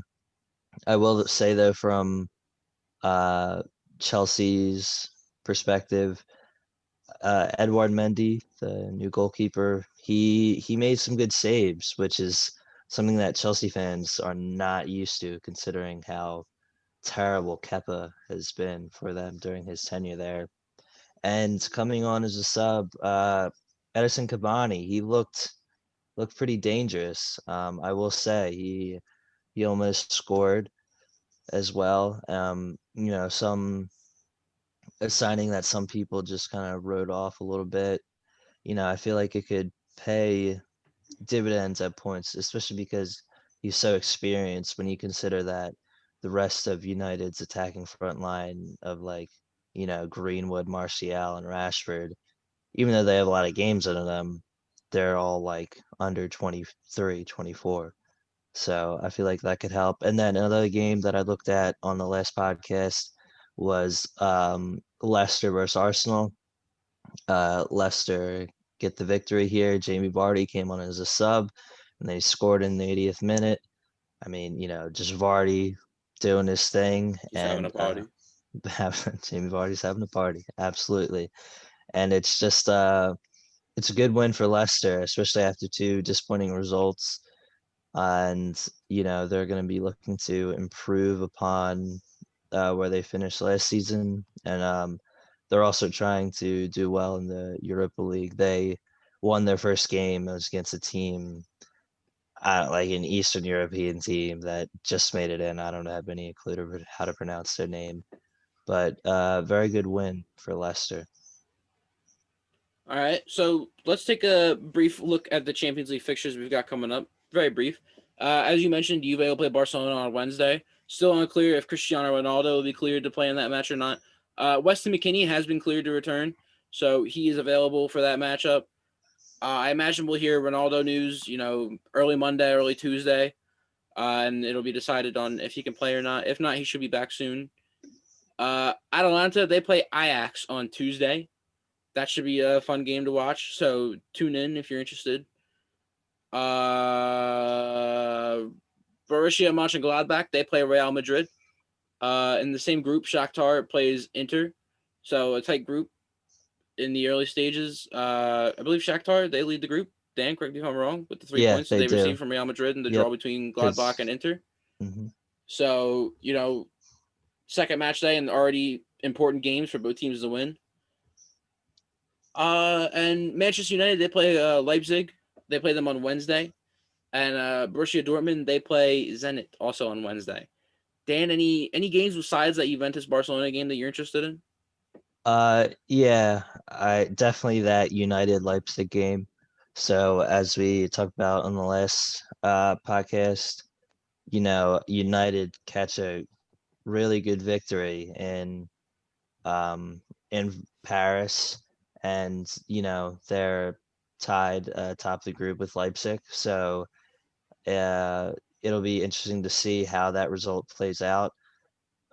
United's been playing well. Leipzig is a very good, very well coached team. So if they get a victory, it'll bode very well for them in this group of death. So that's a game that I'm definitely going to be looking out for. And then, as you mentioned earlier, the Mönchengladbach Real game. So like we touched upon, Real just had a very good result in El Clasico. And Mönchengladbach's been playing well. They did well to catch the draw against Inter. So, especially, it's going to be really important for both teams to try and get 3 points, because if Mönchengladbach can put themselves ahead, give themselves a little cushion, it'll be very good for them, especially since they haven't played Shakhtar yet, who we are assuming will finish bottom, even though they beat Madrid. And Madrid, if they can capture 3 points and kind of bounce back from the loss last week. Because you can't in these group stages, even though it's like, there's 6 total games, you can't dig yourself into a hole, because especially in tighter groups like the ones I just mentioned, every single point matters. So those 2 games, I feel like you should definitely keep an eye on, along with the Juventus Barcelona game. Well said, yes. As we mentioned, Tuesday and Wednesday, October 27th, 28th, Champions League Match Day 2. Should be a good one. Check your local listings and all that. See where you can find the game. They'll be fun to watch. Good games coming on. All right, so let's move on. And let's get right into the thing that, I've been waiting months for. UFC 254, the finale on UFC Fight Island on Yas Island, Abu Dhabi, took place Saturday. I was up bright-eyed and bushy-tailed for all the fights that started at the crisp hour of 11 a.m. The early prelims came on. That is not the normal time for me to wake up, as I'll say that. But I was up. I was watching all the fights. I enjoyed them all. They were all very good. So let's just hop right into them. And we're going to start on the prelims. First fight of the night, Sam Alvey versus Da Woo Jung. It was a weird fight to watch. And guys, feel free to interject at any point. The first 2 rounds were weird, I would say. Alvey kept himself against the cage for most of the fight, and he was relying on counterattacking just in general. He was always waiting for Jung to attack, but the problem was Jung wasn't really attacking. He would throw, very minimal combos and wouldn't just attack all that much. But third round, Alvey starts working a little bit more offensively. And Dan, I was talking to you before the podcast started. I was, in the kitchen taking my Tombstone pizza out of the oven when Bruce Buffer is announcing the official decision. And to my surprise, he announces that the fight is a split draw. I had the fight going Alvey's way. I had the first 2 rounds going to Alvey, and then the third round going to Jung. Some of the judges saw it differently. I got the judges' scorecard right here. Judge Daryl Ransom had the first round going to Jung, along with the third round. He gave the second round to Alvey. Judge David Leatherby, he gave the first round and second round to Alvey, with the third round going to Jung. And the one that was in question was Ben Cartridge's card. He had the first 2 rounds to Alvey, and then he gave a 10-8 round to Da Woo Jung, which was it was definitely a round that Jung won, but it wasn't a 10-8 round in my opinion. I feel like 10-8 rounds are much more dominant, and that was not as dominant as prior 10-8 rounds that I've seen have been. So split draw, as I said. I don't really know where these fighters go next. Probably, Sam Alvey, he'll accept the next UFC call that they give him and say, hey, we got this guy to fight for you. And he'll be like, okay. I don't know what Da Woo Jung's going to do, but Sam Alvey, he'll take on some guy. And he'll look to get back in the win column. Both these guys will after a draw. Anything you guys want to say on that fight real quick before we move on? I just think it's quite weird how you said weird, like the discrepancy between the 3 judges, or 2 of the judges giving a 10-9 and then a 10-8. I mean, I feel like if a 10-8 round happens, all the judges will score around 10-8. Correct, yeah. So it's pretty weird to me. And Alvey probably feels a bit shorted. I definitely agree. It's definitely weird, and just Alvey, like Dan just said, definitely feel short. I feel like he should have won. Thing that is stuck in my head now is that Tombstone pizza. I haven't had one in a while, and I'm hungry. It was great. Anthony, come over anytime, and I'll get you a Tombstone pizza. I promise. It might be my cheat day, but yeah, but it was a weird fight. I didn't even know that there was a split draw in UFC, so I learned something. Yeah, draws are possible. We had one not that long ago between Nico Price and Cowboy Cerrone. So, I'm no stranger to seeing draws. I personally don't like them, but it is what it is, as Max Holloway would say. So let's move on. Next fight, Alex Cowboy Oliveira took on UFC newcomer Shavkat Rakhmonov. And Rakhmonov was a guy who obviously I'd never heard of before this fight. I knew Cowboy Oliveira was. And Rakhmonov impressed the hell out of me. He came out and, it was a slow start. And then, Rakhmonov starts going at it. They're both in a clinch. And he locks in a mean guillotine right at the end of the first round. And he ends up getting the tap. And it was just impressive to see Rachmanov because Rachmanov, that improves his record to 13-0, undefeated. So it'll be interesting to see what his UFC future holds from. I'm not entirely sure who we, should fight next, but I imagine we'll see him back in there before the close of the year. And the same thing for Oliveira. Third fight of the year, he'd won the previous two. And he's usually he's typically pretty active. So I don't think we'll see him for the rest of 2020, but we'll probably see him early 2021.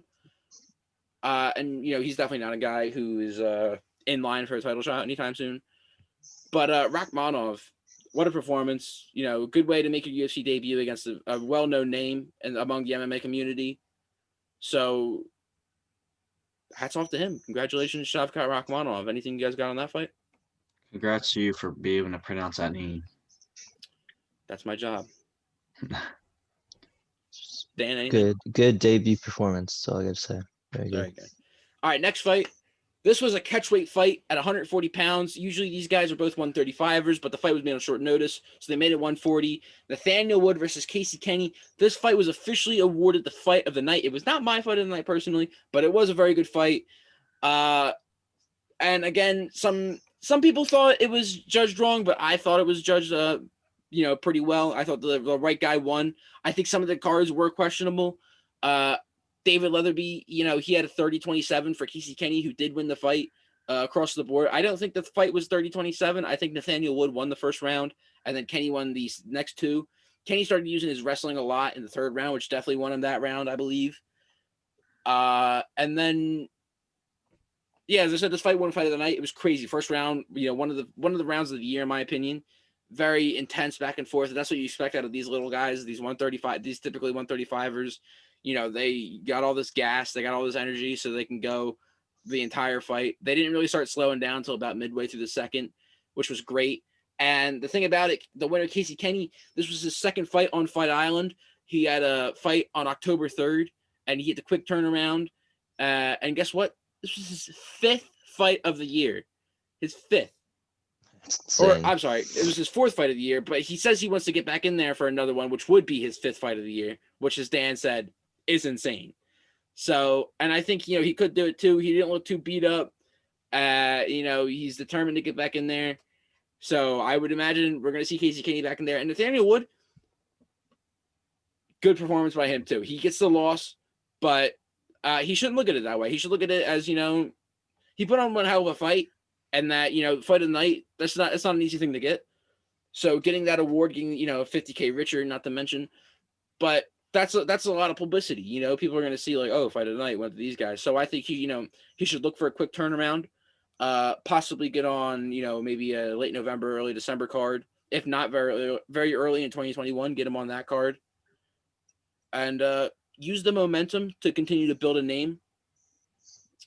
Along with Casey Kenny, he says he wants to get back out there real soon. He should. If he can pull this off and have a fifth fight in 2020, incredible. That's a lot of news surrounding one guy's name. So if he can do that, then he should totally do that. And like I said, great win for Casey Kenny, and a good performance by Nathaniel Wood too. He shouldn't look at it. It'll go on his record officially as a loss, obviously, but he shouldn't look at it that way. He should look at it as, this was a really good, learning opportunity, for lack of a better term, for not only his skill set, but for him to be able to build a name. So you guys got anything on that fight? Just trying to like 5 fights in 1 year, not a lot of people do that. And just like shout out to him, it's like he knows he's taking the hits. He can come back up, like wake up. Oh, I just fought someone, might have a broken nose or a couple bruised ribs. But I got to get back. He has a great mentality now, and if he keeps that, he's gonna get big. Agreed. Just keep building that name. Especially in the 135 division, it's a deep division right now. There's a lot of killers in that division, so building a name is very important at this point. The feature fight, the prelims, Dan's favorite, Tai Tuivasa took on Stefan the Skyscraper Struve in a weird fight.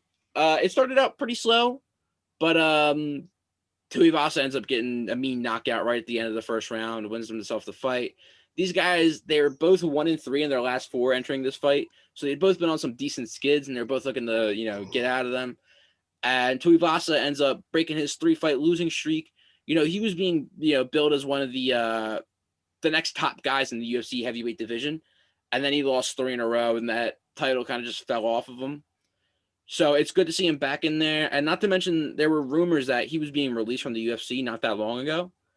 And it turns out, the UFC squashed those rumors. They gave him Stefan Struve as the feature fighter of the prelims on a pretty big card.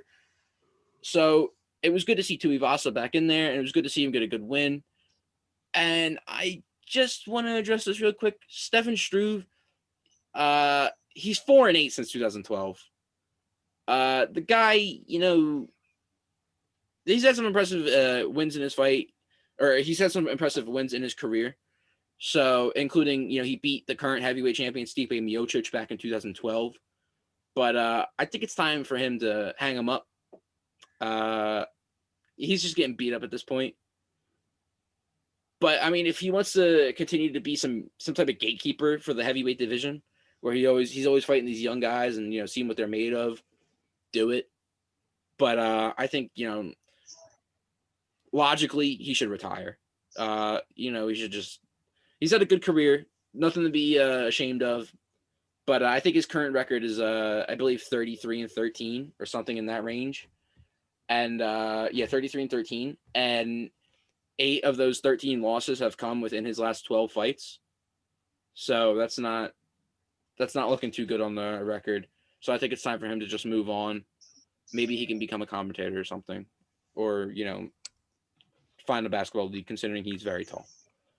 And for Tai Tuivasa, good win. This is a good win. I've mentioned that Struve had been on a bad skid, but it's a good win to have against a notable opponent, especially for a guy who's been on a 3-fight losing streak. As I mentioned, they hyped him up a lot. They gave him a main event against Junior Dos Santos, and he ends up getting, destroyed in that fight. But this is a good win, and I feel like for his next fight, he should be looking to have another low-profile fight, kind of, take someone else on. Maybe he can be on a prelims or a main card of a smaller card. But he should look to get another small fight, and should definitely get another one before the year's out. And he looked a lot better in this fight. I think Daniel Cormier was talking about it on the commentary. I believe for his fight, for his fight against Junior Dos Santos, he weighed above 320 pounds before that fight. And, he'd have to cut down to 265, which, it's just not good. When you go into a heavyweight fight already at a good weight, around the 270 or lower range, then you're going to perform better in the fight. And for this fight, he was a constant 265 the entire time. He didn't need to gain weight, he didn't need to lose weight. He just had that steady 265, which was good, and he looked better. He definitely looked really good in this fight. And like I said, if he can get back in there before the close of the year and get another low-profile fight, just to build his name back up and build some more hype around him, then all the more better to him. I was very upset that we didn't get the live showy. I was really looking forward to it, as I mentioned on the last podcast. Dan had suggested he take the referee shoe. He couldn't take anyone's shoe because they didn't have any beer there for him. But he made it back to the locker room, and he did a few shoeys with the Nelk boys. So I love seeing my shoeys with Tai Tuivasa. I hope to see another one before the year's out, and hopefully they'll have beer ready for him this time. So you guys got anything on that fight? Just happy my boy won. Just happy my guy won. Dan, that should have been your prediction last week, honestly. Tuivasa was going to win the fight. That should have been your prediction. I don't know why I didn't go with that. It wasn't bold enough because, I had faith.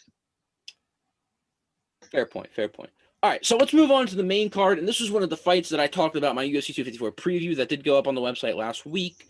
Magomed Ankalaev versus Ion Cutelaba.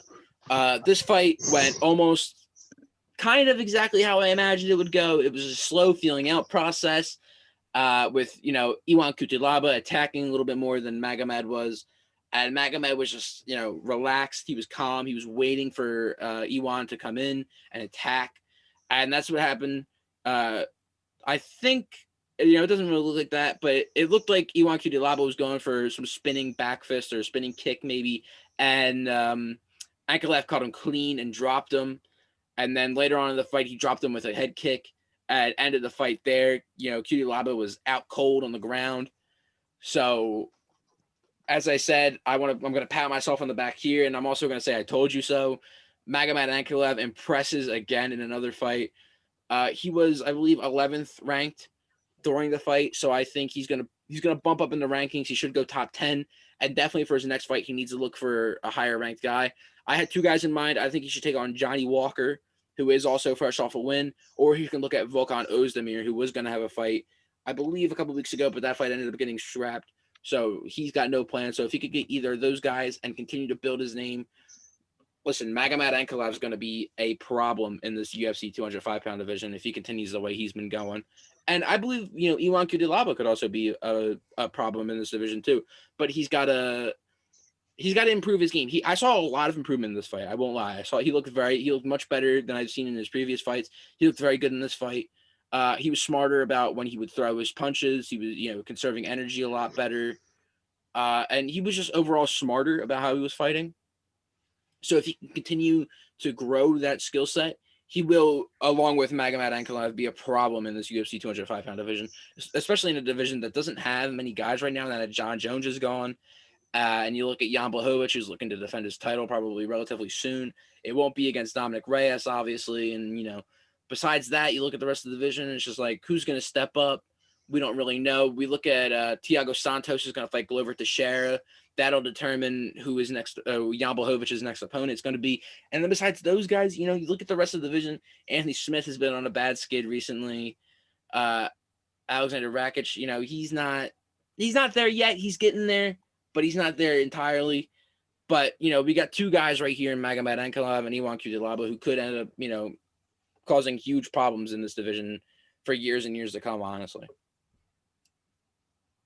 anything you guys want on that fight? I agree with you. Kalav definitely deserves. He definitely deserves a a a big fight next time against a ranked opponent. I think you said Walker. I think that would be a great match to watch. So I think I don't because Walker just fought. I don't know if he'll say yes right away to another fight, but I think Walker, give it time, they will fight. It'll be a good fight. Dan, anything? Yeah, I would just have to agree with what you guys are saying. Very good performance by Ankalaev. Fair enough. Next fight, Lauren Murphy versus new UFC newcomer. I'm going to butcher this first name, Lilia Shakirova. Murphy dominated. There's no way around it. Murphy absolutely dominated this fight. She heard our comments about how Jessica Andrade is next in line for the title, and she was mad. She went out there and she dominated every aspect of the fight, and she just performed really well. If they didn't give her an award officially, but if it were up to me, she'd get performance of the night. She'd be $50K richer right now. But I'm not Dana White. I don't make those decisions. But she was very impressive in this fight against, Shakirova. She was a pretty big name outside of the UFC. And we all knew her next fight would be in the UFC, but we never expected it to be this quick. She took the fight on 9-day notice. So very impressive, and a round of applause to Shakirova to take on a top 5 opponent on 9-day notice in her UFC debut. And, it's not like she looked terrible, but Murphy was just on her game. And, I've changed my mind. I was one of the people who were like, listen, Andrade gets the title shot after Shevchenko fights Maya. And, we'll go from there. We'll see what happens. But now Andrade has got to fight Lauren Murphy in order to determine who's next. That's the fight to make. And there's no way around it. As I've said it plenty of times on this podcast, the 125 women's division is just not deep at all. There's not many people in there. And when there are, someone who emerges from it, Shevchenko just knocks them down really quick. So this is the fight to make. That's all I really have to say on it, because Murphy just dominated every aspect of it. She called her shot. She talked about how she wanted her first ever submission win in her career. And she ends up getting that. A very impressive submission win. And I think it was one of the best performances of her career. She moves to 14-4 with this rear naked choke finish. Shakirova moves to 8-2. So I think, look for that fight to be made between Andrade and Murphy as a number 1 contenders fight. And winner of that, eventually they'll probably get Shevchenko. She, handles her business against Maya. Anything you guys got on that fight? I think Murphy and that Andrade fight has to happen for the title shot. You know, you know, text Dana White, tweet at him, say make this happen from the Sports King.Dom. I just told him. I got him on speed dial over here. Dan, anything?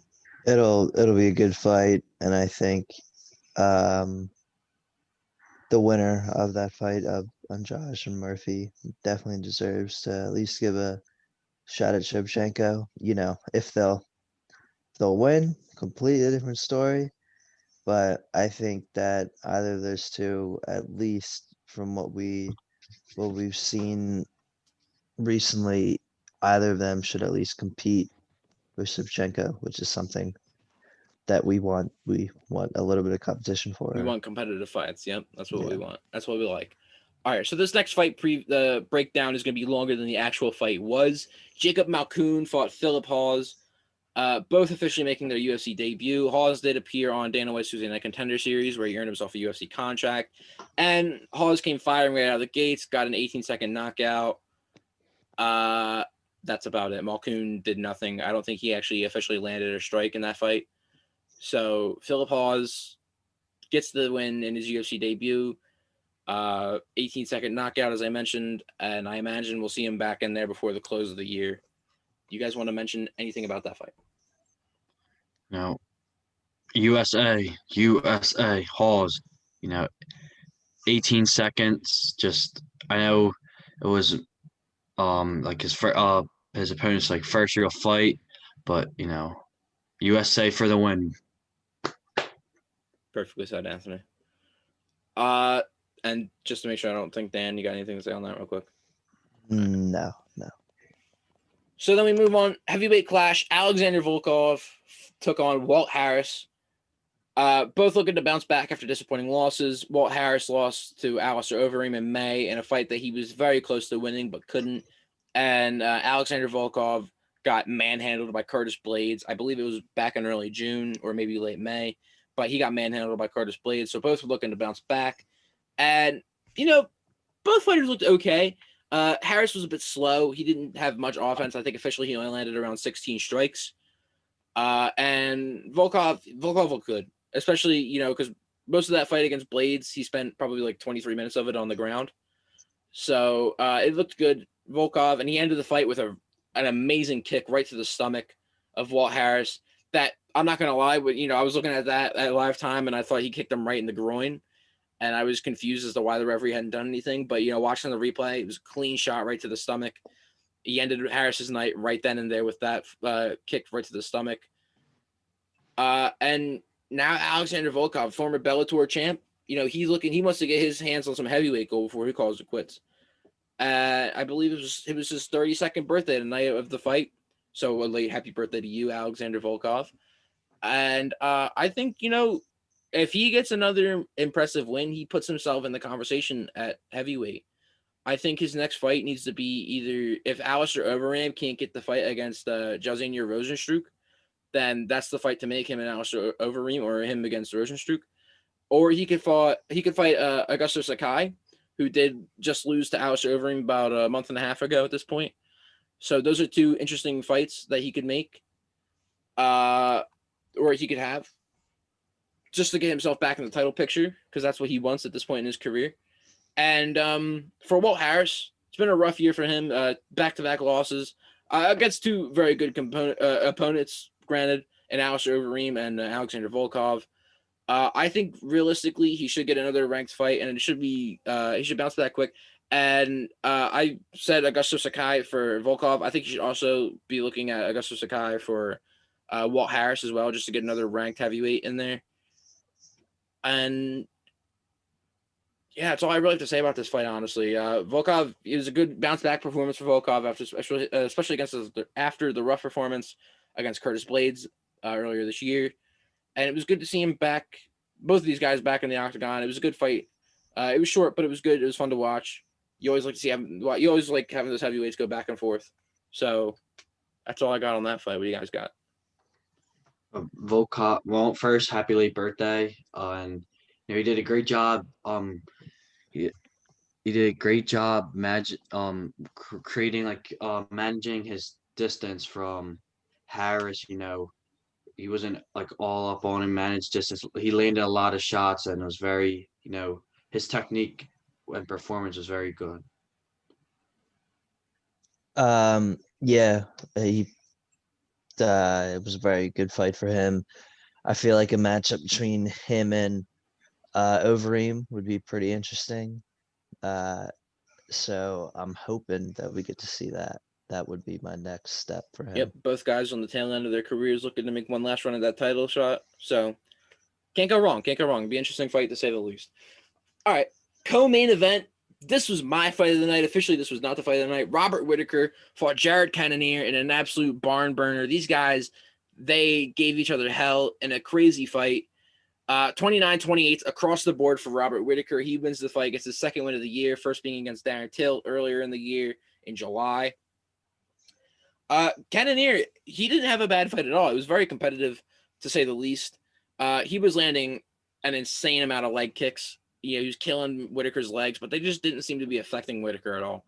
He didn't stop attacking. And he just kept doing good. And Whitaker nailed a clean head kick in the third round, which started wobbling, and everyone was like, oh, easy round for Whitaker. And then right at the end, Cannonier starts coming back, and he starts landing some clean shots. And Whitaker, with his high fight IQ, starts clinching and, secures the win. It was a great fight. Whitaker really outclassed Cannonier in just about every just every aspect of the fight, I should say. Just like he said he would. Cannonier put up a great fight. He had great stand-up. He looked good in the clinch and on the very small portion where they were on the ground. But Whitaker, as I said, outclassed him every single portion, as he said he would. Cannonier, I believe he had some arm injury blocking a kick in the first round that'll probably keep him out of action for a while. But when he eventually does come back into action, expect another big fight out of him too. I would imagine he's going to take on maybe the winner of a Till and Jack Hermansson fight that's supposed to happen in December, or he could possibly take on Paulo Costa, or maybe even Yoel Romero. Both guys coming off of losses that are looking to get themselves back into the title picture. So all interesting fights for him to make. And then for Robert Whitaker, there's only one way to go for him for here, and that's the title shot against Israel Adesanya. I said this in a tweet earlier, but it obviously went up on Twitter. I just feel like the UFC might end up giving Cannonier the title shot anyway. A, because I don't think they want to give Robert Whitaker a title shot, and B, because Israel Adesanya doesn't want to give Whitaker another title shot. Because he's got this whole thing where, I schooled that fool once, what's the point of fighting him again? But I'm not going to say Robert Whitaker would go in there and absolutely destroy Adesanya in a rematch. I don't think that would happen. I think Adesanya still probably does want a rematch. But it's the fight to make. It's definitely the fight to make after Whitaker comes back. He had a lot of problems earlier in the year. I think he was supposed to fight in like January and again in March, but he had to pull out of those fights because he had some things going on in his life. He had health problems and something was happening with one of his kids, I believe, too. So he had to pull out of those fights, but he comes back in July and, he beats Darren Till. And then, he comes back now and he beats Jared Cannonier. So he beats two of the top guys in the division. I think the only way up is a title shot for him. And I can't see there being another fight in his future that, isn't against Israel Adesanya for the middleweight title. 100% agree. He deserves, he deserves a title shot, and, him deserving it and Dana White wanting to do it and Adesanya wanting to do it, like you said, are two different stories. But, I hope that that's the fight we get, because I don't know, like, what other fight is there for him that's worth taking. You know what I mean? There's not any, honestly. I mean, even if he did go up against the winner of a Darren Till Jack Hermansson fight, if Darren Till wins that fight, he's just fighting Darren Till again, and at that point, he's just going in circles. But yeah, why do we need a Till Whitaker too? We can't. There's no point in having that. And even if he fought Hermansson, that just doesn't really make sense to me, honestly. It's title shot or bust for Whitaker at this point, because he just deserves it. So, and you're not going to convince me otherwise, honestly. Anthony? I agree. Whitaker looked good all around from stand up to clinch and even on the ground. I think a title shot has to come. I know Adesanya says, I fought him once, why fight him again? But if he's beating everyone in his class, he's gonna have to eventually take a second fight against someone because there's no one else for him to fight. And if he wants to be a true champion, you have to when you're called out, you have to show that everyone that you're still the true champion. I don't like this hiding behind, oh, I have the belt, I already beat you, I need a new talent. No, you fight him again. If he's calling you out, show you're the true champion. Exactly. And I feel like with all, there's always like second fights or like trilogy fights. So this whole notion that if I'm the champion and I beat you once, I don't have to fight you again doesn't really add up to me. So Yeah, and I think Adesanya might be biting off more than he can chew right now. I think he's calling out John Jones, and John Jones wants to go fight a heavyweight. He wants to go fight Nagano. He wants to go fight Stipe. It's just it's not for Adesanya. We know how good he is. We know how great he is, and how good he's going to be as his career continues to go on. But he's got to fight Whitaker. I feel like a lot of people look at that fight and might be like, "Oh yeah, it was a fluke how he beat Whitaker." So I feel like beat him again if you can. He knows he can. I think he can, honestly. So I think do that fight. Wait for John Jones to figure out what he's going to do, and if him and John Jones end up crossing paths eventually down the line, then make that fight. But right now, it's not the time to make that fight, in my opinion. All right, and now the moment that we were all waiting for, all the months of waiting, ever since Justin Gaethje beat Tony Ferguson at UFC 249 back in May. Khabib Nurmagomedov defended his lightweight title against Justin Gaethje in the main event of UFC 254. And I'm not going to lie, I was blown away by what Khabib did in the first round. I totally expected him to come out of the gate and just shoot for a double leg right off the bat. I didn't think he'd be standing on his feet for more than 5 seconds in the first round. And I'm not going to lie, this fight was coming on and my heart was beating. I was starting to get all antsy. I was like, I felt so nervous and I wasn't even fighting. It was like, I'd never felt like this before a fight, honestly. And I wasn't even participating in it. I wasn't there live. I was just sitting on my couch eating a Tombstone pizza watching it. So, and Khabib comes out of the gate and he's like, you know what I'm going to do, Justin Gaethje? I'm going to box with you. And he stands right in front of Justin Gaethje. And I said on the last podcast that Gaethje, what he needed to do was apply the pressure and make sure that Khabib couldn't get him against the cage and he couldn't shoot for those double legs or those single legs and those crazy takedowns that he's got. And you know what Khabib did? Khabib must have listened. And he said, you know what? No, I'm going to do that. So Khabib starts pressuring Justin Gaethje and he's like, what are you going to do now? I got you backing up. You can't pressure me while, my jab, he was going right down the pipe with those jabs.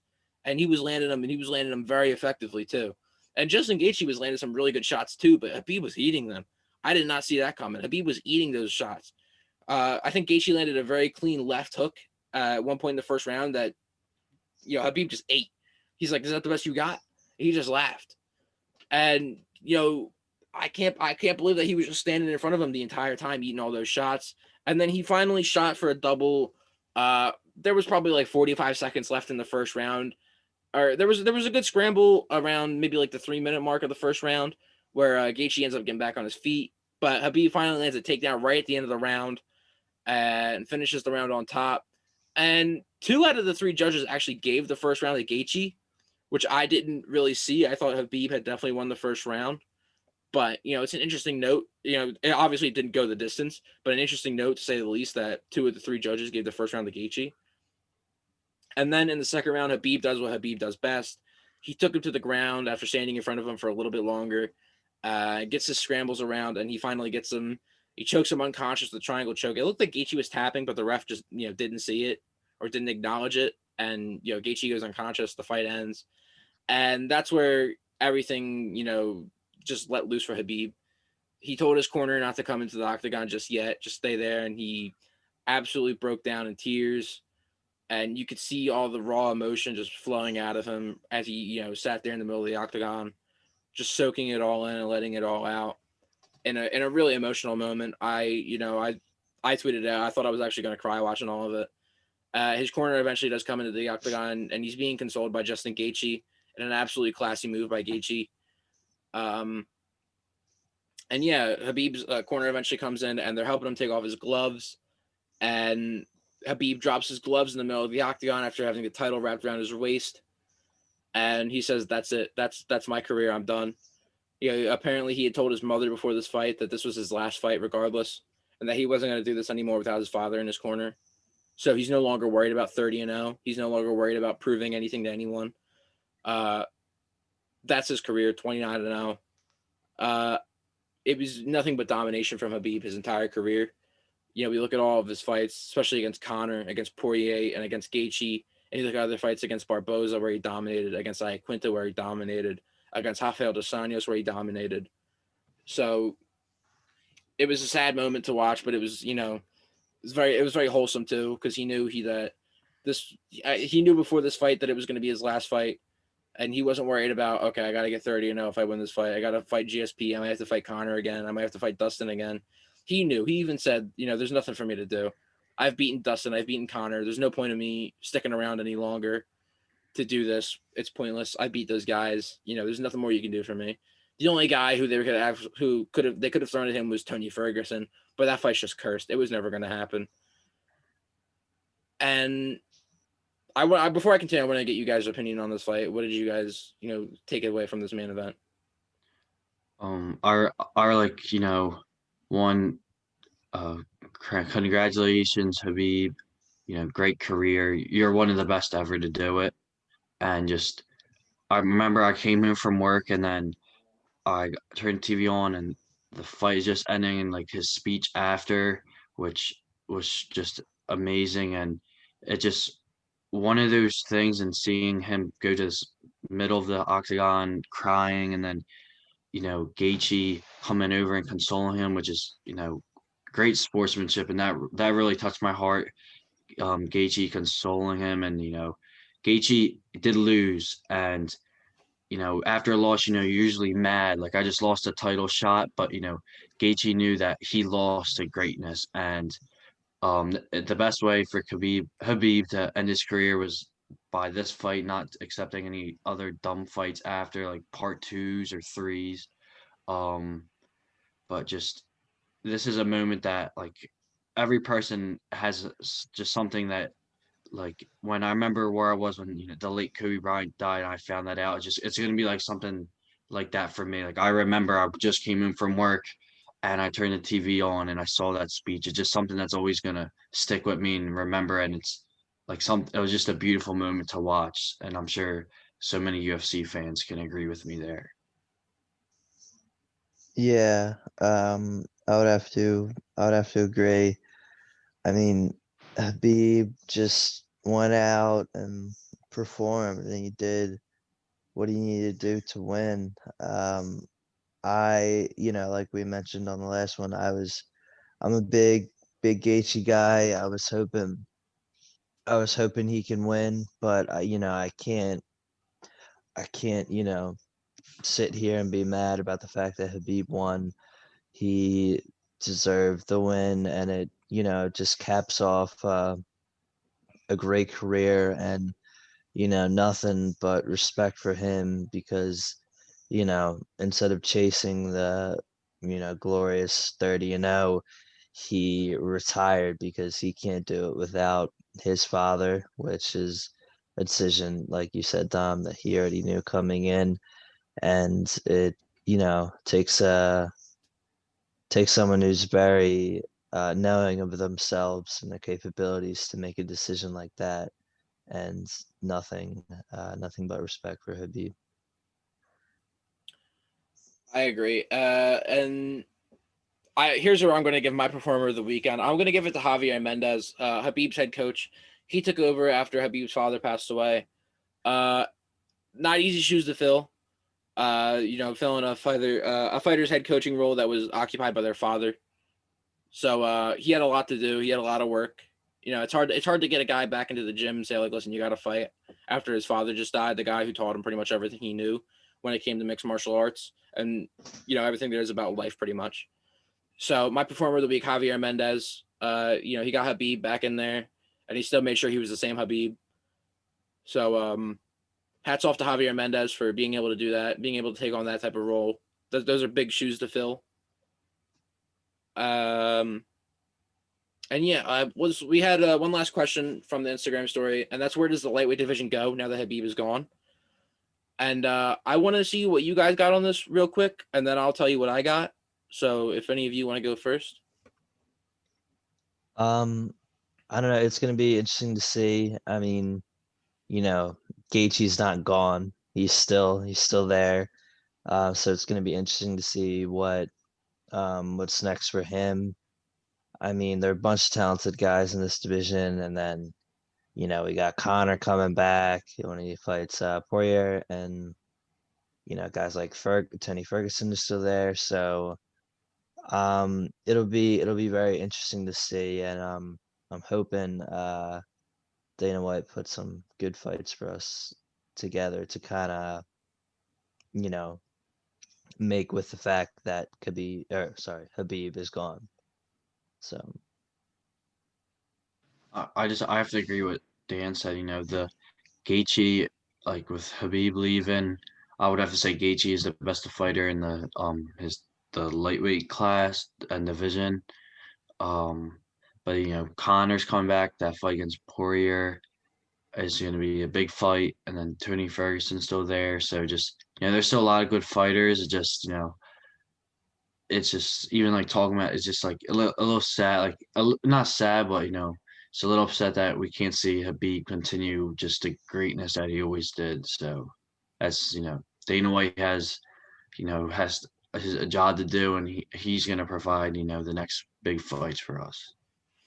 Yeah, I agree. I talked about this with a lot of guys on Twitter in the MMA community, and my initial thoughts were we have Justin Gaethje fight whoever it is, he fights regardless. He fights for the belt next. Yeah. And because I look back and Dom Reyes, he fought John Jones back in February and he lost the fight. And then John Jones was like, okay, I'm leaving the division. And then Dom Reyes immediately got the title shot again. So I think it's only fair that we look at Gaethje and say, all right, Gaethje, you get the title shot next too then. So my original thought was the winner of Poirier and McGregor is going to get Gaethje and they're going to fight for the new title. And I was talking to some guys, as I said on Twitter with it, and the idea of McGregor and Poirier being made a title fight popped in, and I was like, that could work too. They can make that for the title, but then regardless, Gaethje's got to fight for it next. You can't just send Gaethje to the back of the line and tell him, okay, whatever, have a good one, because Gaethje's got to fight for the title next. Whether it's against McGregor, whether it's against Poirier, he's got to fight for the title next. And then you look at other guys in the division, and I think I've been saying it for a while. The fight to make is Michael Chandler versus Tony Ferguson. It's a good fight to welcome Michael Chandler to the UFC. It can show his skill set. I think Tony Ferguson might be a tough opponent, but I know a guy like Michael Chandler is up for the task. So you put those guys up against each other, and the winner of that fight could take on they could be next in line for the title shot after Gaethje fights McGregor or Poirier. And then I look at other guys in the division. I look at Dan Hooker, and I also look at Charles Oliveira. I think those two guys should fight. And then the winner of that fight could end up getting, like maybe a loser between Michael Chandler or Tony Ferguson, or maybe even, Dustin Poirier or Conor McGregor. But like I said, Gaethje's next in line, regardless of who it's against. His next fight needs to be for a title. And I think it all really depends on if that Conor Poirier fight in January is made at 155 or 170, because it's not official yet what weight they're going to fight at. I think everyone assumes it's going to be at 155, but I wouldn't be surprised to see Conor turn around. I know how much he likes fighting at 170. He talks about how much he feels nice at that division. He really enjoyed it going up against Cowboy. If he really wanted to be at 155, he would have done it against Cowboy. But I imagine the fight against Poirier is going to be at 155, and if they put a title on that fight, then go for it. It'll probably sell more pay-per-views than a normal fight would. So do that. But like I said, Gaethje fights next for the title. You do whatever you want with Conor and Poirier. Make it for a title. Don't make it for a title. Winner of that fight gets the fight for the title next, though. And then Chandler versus Ferguson, and then Oliveira versus Hooker. That way, everyone's got something they're doing. And maybe if Paul Felder wants to throw his name back in the mix too, eventually he can get maybe like the loser of that Dan Hooker Oliveira fight. And that's what I would imagine would happen with the lightweight division. because it doesn't make sense, like I said, to just throw Gaethje to the back of the line. It doesn't make sense to do that. But it also, like, you can't just be like, okay, Tony Ferguson, here's you against the winner of Conor versus Poirier. Because Tony Ferguson's last fight, I would say he got destroyed by Justin Gaethje. So you can't just put him back in there for the title. It just doesn't make sense to me. That's why I think, Gaethje has got to get back in there. His next fight, no matter how many times I say I'm beating a dead horse at this point, but it's got to be for a title. And that's how I feel about that. I mean, what do you guys have any thoughts on that? Opinions, things you would change? Not really. I agree. Gaethje has to have a shot within, I think the winner of the Poirier and McGregor fight should have to fight Gaethje. I don't think that Gaethje should have to, fight the winner of that fight, because just Gaethje to me is the best fighter in lightweight division, and just after I know he lost to Khabib, but after performance he did, I just think he deserves the title shot. Yeah, you can't just forget about him because he lost. I mean, he lost to Khabib, something everyone in this division did. So he, like you said, he's definitely gotta be the next in line for the title shot. Perfectly said. Any last notes, guys? Anything you guys want to touch upon before we sign off? Nope. Don't think so. All right, well, let's get one last glance at the Sports King board. Here are all your scores from the Sunday games in the NFL. We talked upon most of these games earlier. Some of them were blowouts, so we didn't really touch upon them. But this is week 7 in the NFL. Make sure you follow us on Twitter at sports__kingdom, on Instagram at Sports King.Dom, and then subscribe to the YouTube channel. You're watching this video on it right now. Subscribe, like the video, comment, all that good stuff. We'll move on over. Monday Night Football, Bears versus Rams, and of course, World Series Game 6 is on Tuesday, and if necessary, Game 7 will be on Wednesday, with the Dodgers leading the series 3-2. And Haley, she gave us pickles for this week. Anthony, you weren't a fan of the drugs last week. How do you feel about the pickles this week? I just don't even know who this Haley person is. So Haley's a great person, okay? Haley, we love you. Everyone else, we love you. Real quick, things you can expect to go live on the website this week. Guys, feel free to put your hat in there at any point. On Monday, you're going to see my UFC 254 review go up. I discuss all the fights, kind of like what we just did, and, again, talk about what's next for each guy.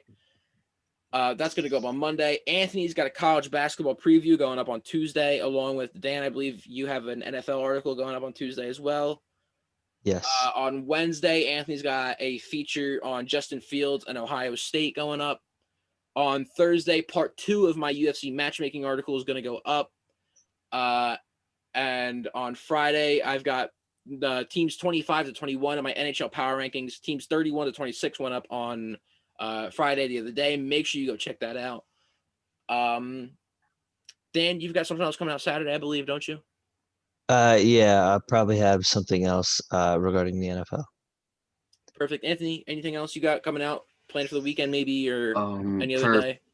For Thursday, Friday, like 1.0 first round of the mock draft will be out for basketball, and then another short article will be on me with story about something related to basketball. Two is just stay in that same genre. But if anything changes, just check the website out. Stay tuned, subscribe, like us. We thank you all for the support you already gave us. Keep doing it. Tell your friends. Just show love. Perfectly said, Anthony. We will keep you updated on what's to come on the website. Make sure you follow us on Instagram, Twitter, subscribe to the YouTube channel. And I hope you join us for episode 6, which will drop on Thursday, our Halloween edition. So prepare to be spooked out. And we're going to sign off for the night. We're going to go watch some highlights probably.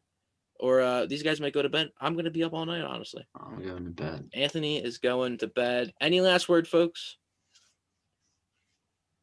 Thanks for watching. Dan, you said it perfectly, brother. All right, everyone. We are going to sign off for the night. Hope you all enjoyed, and we are going to catch you in the next one. Peace. Adios.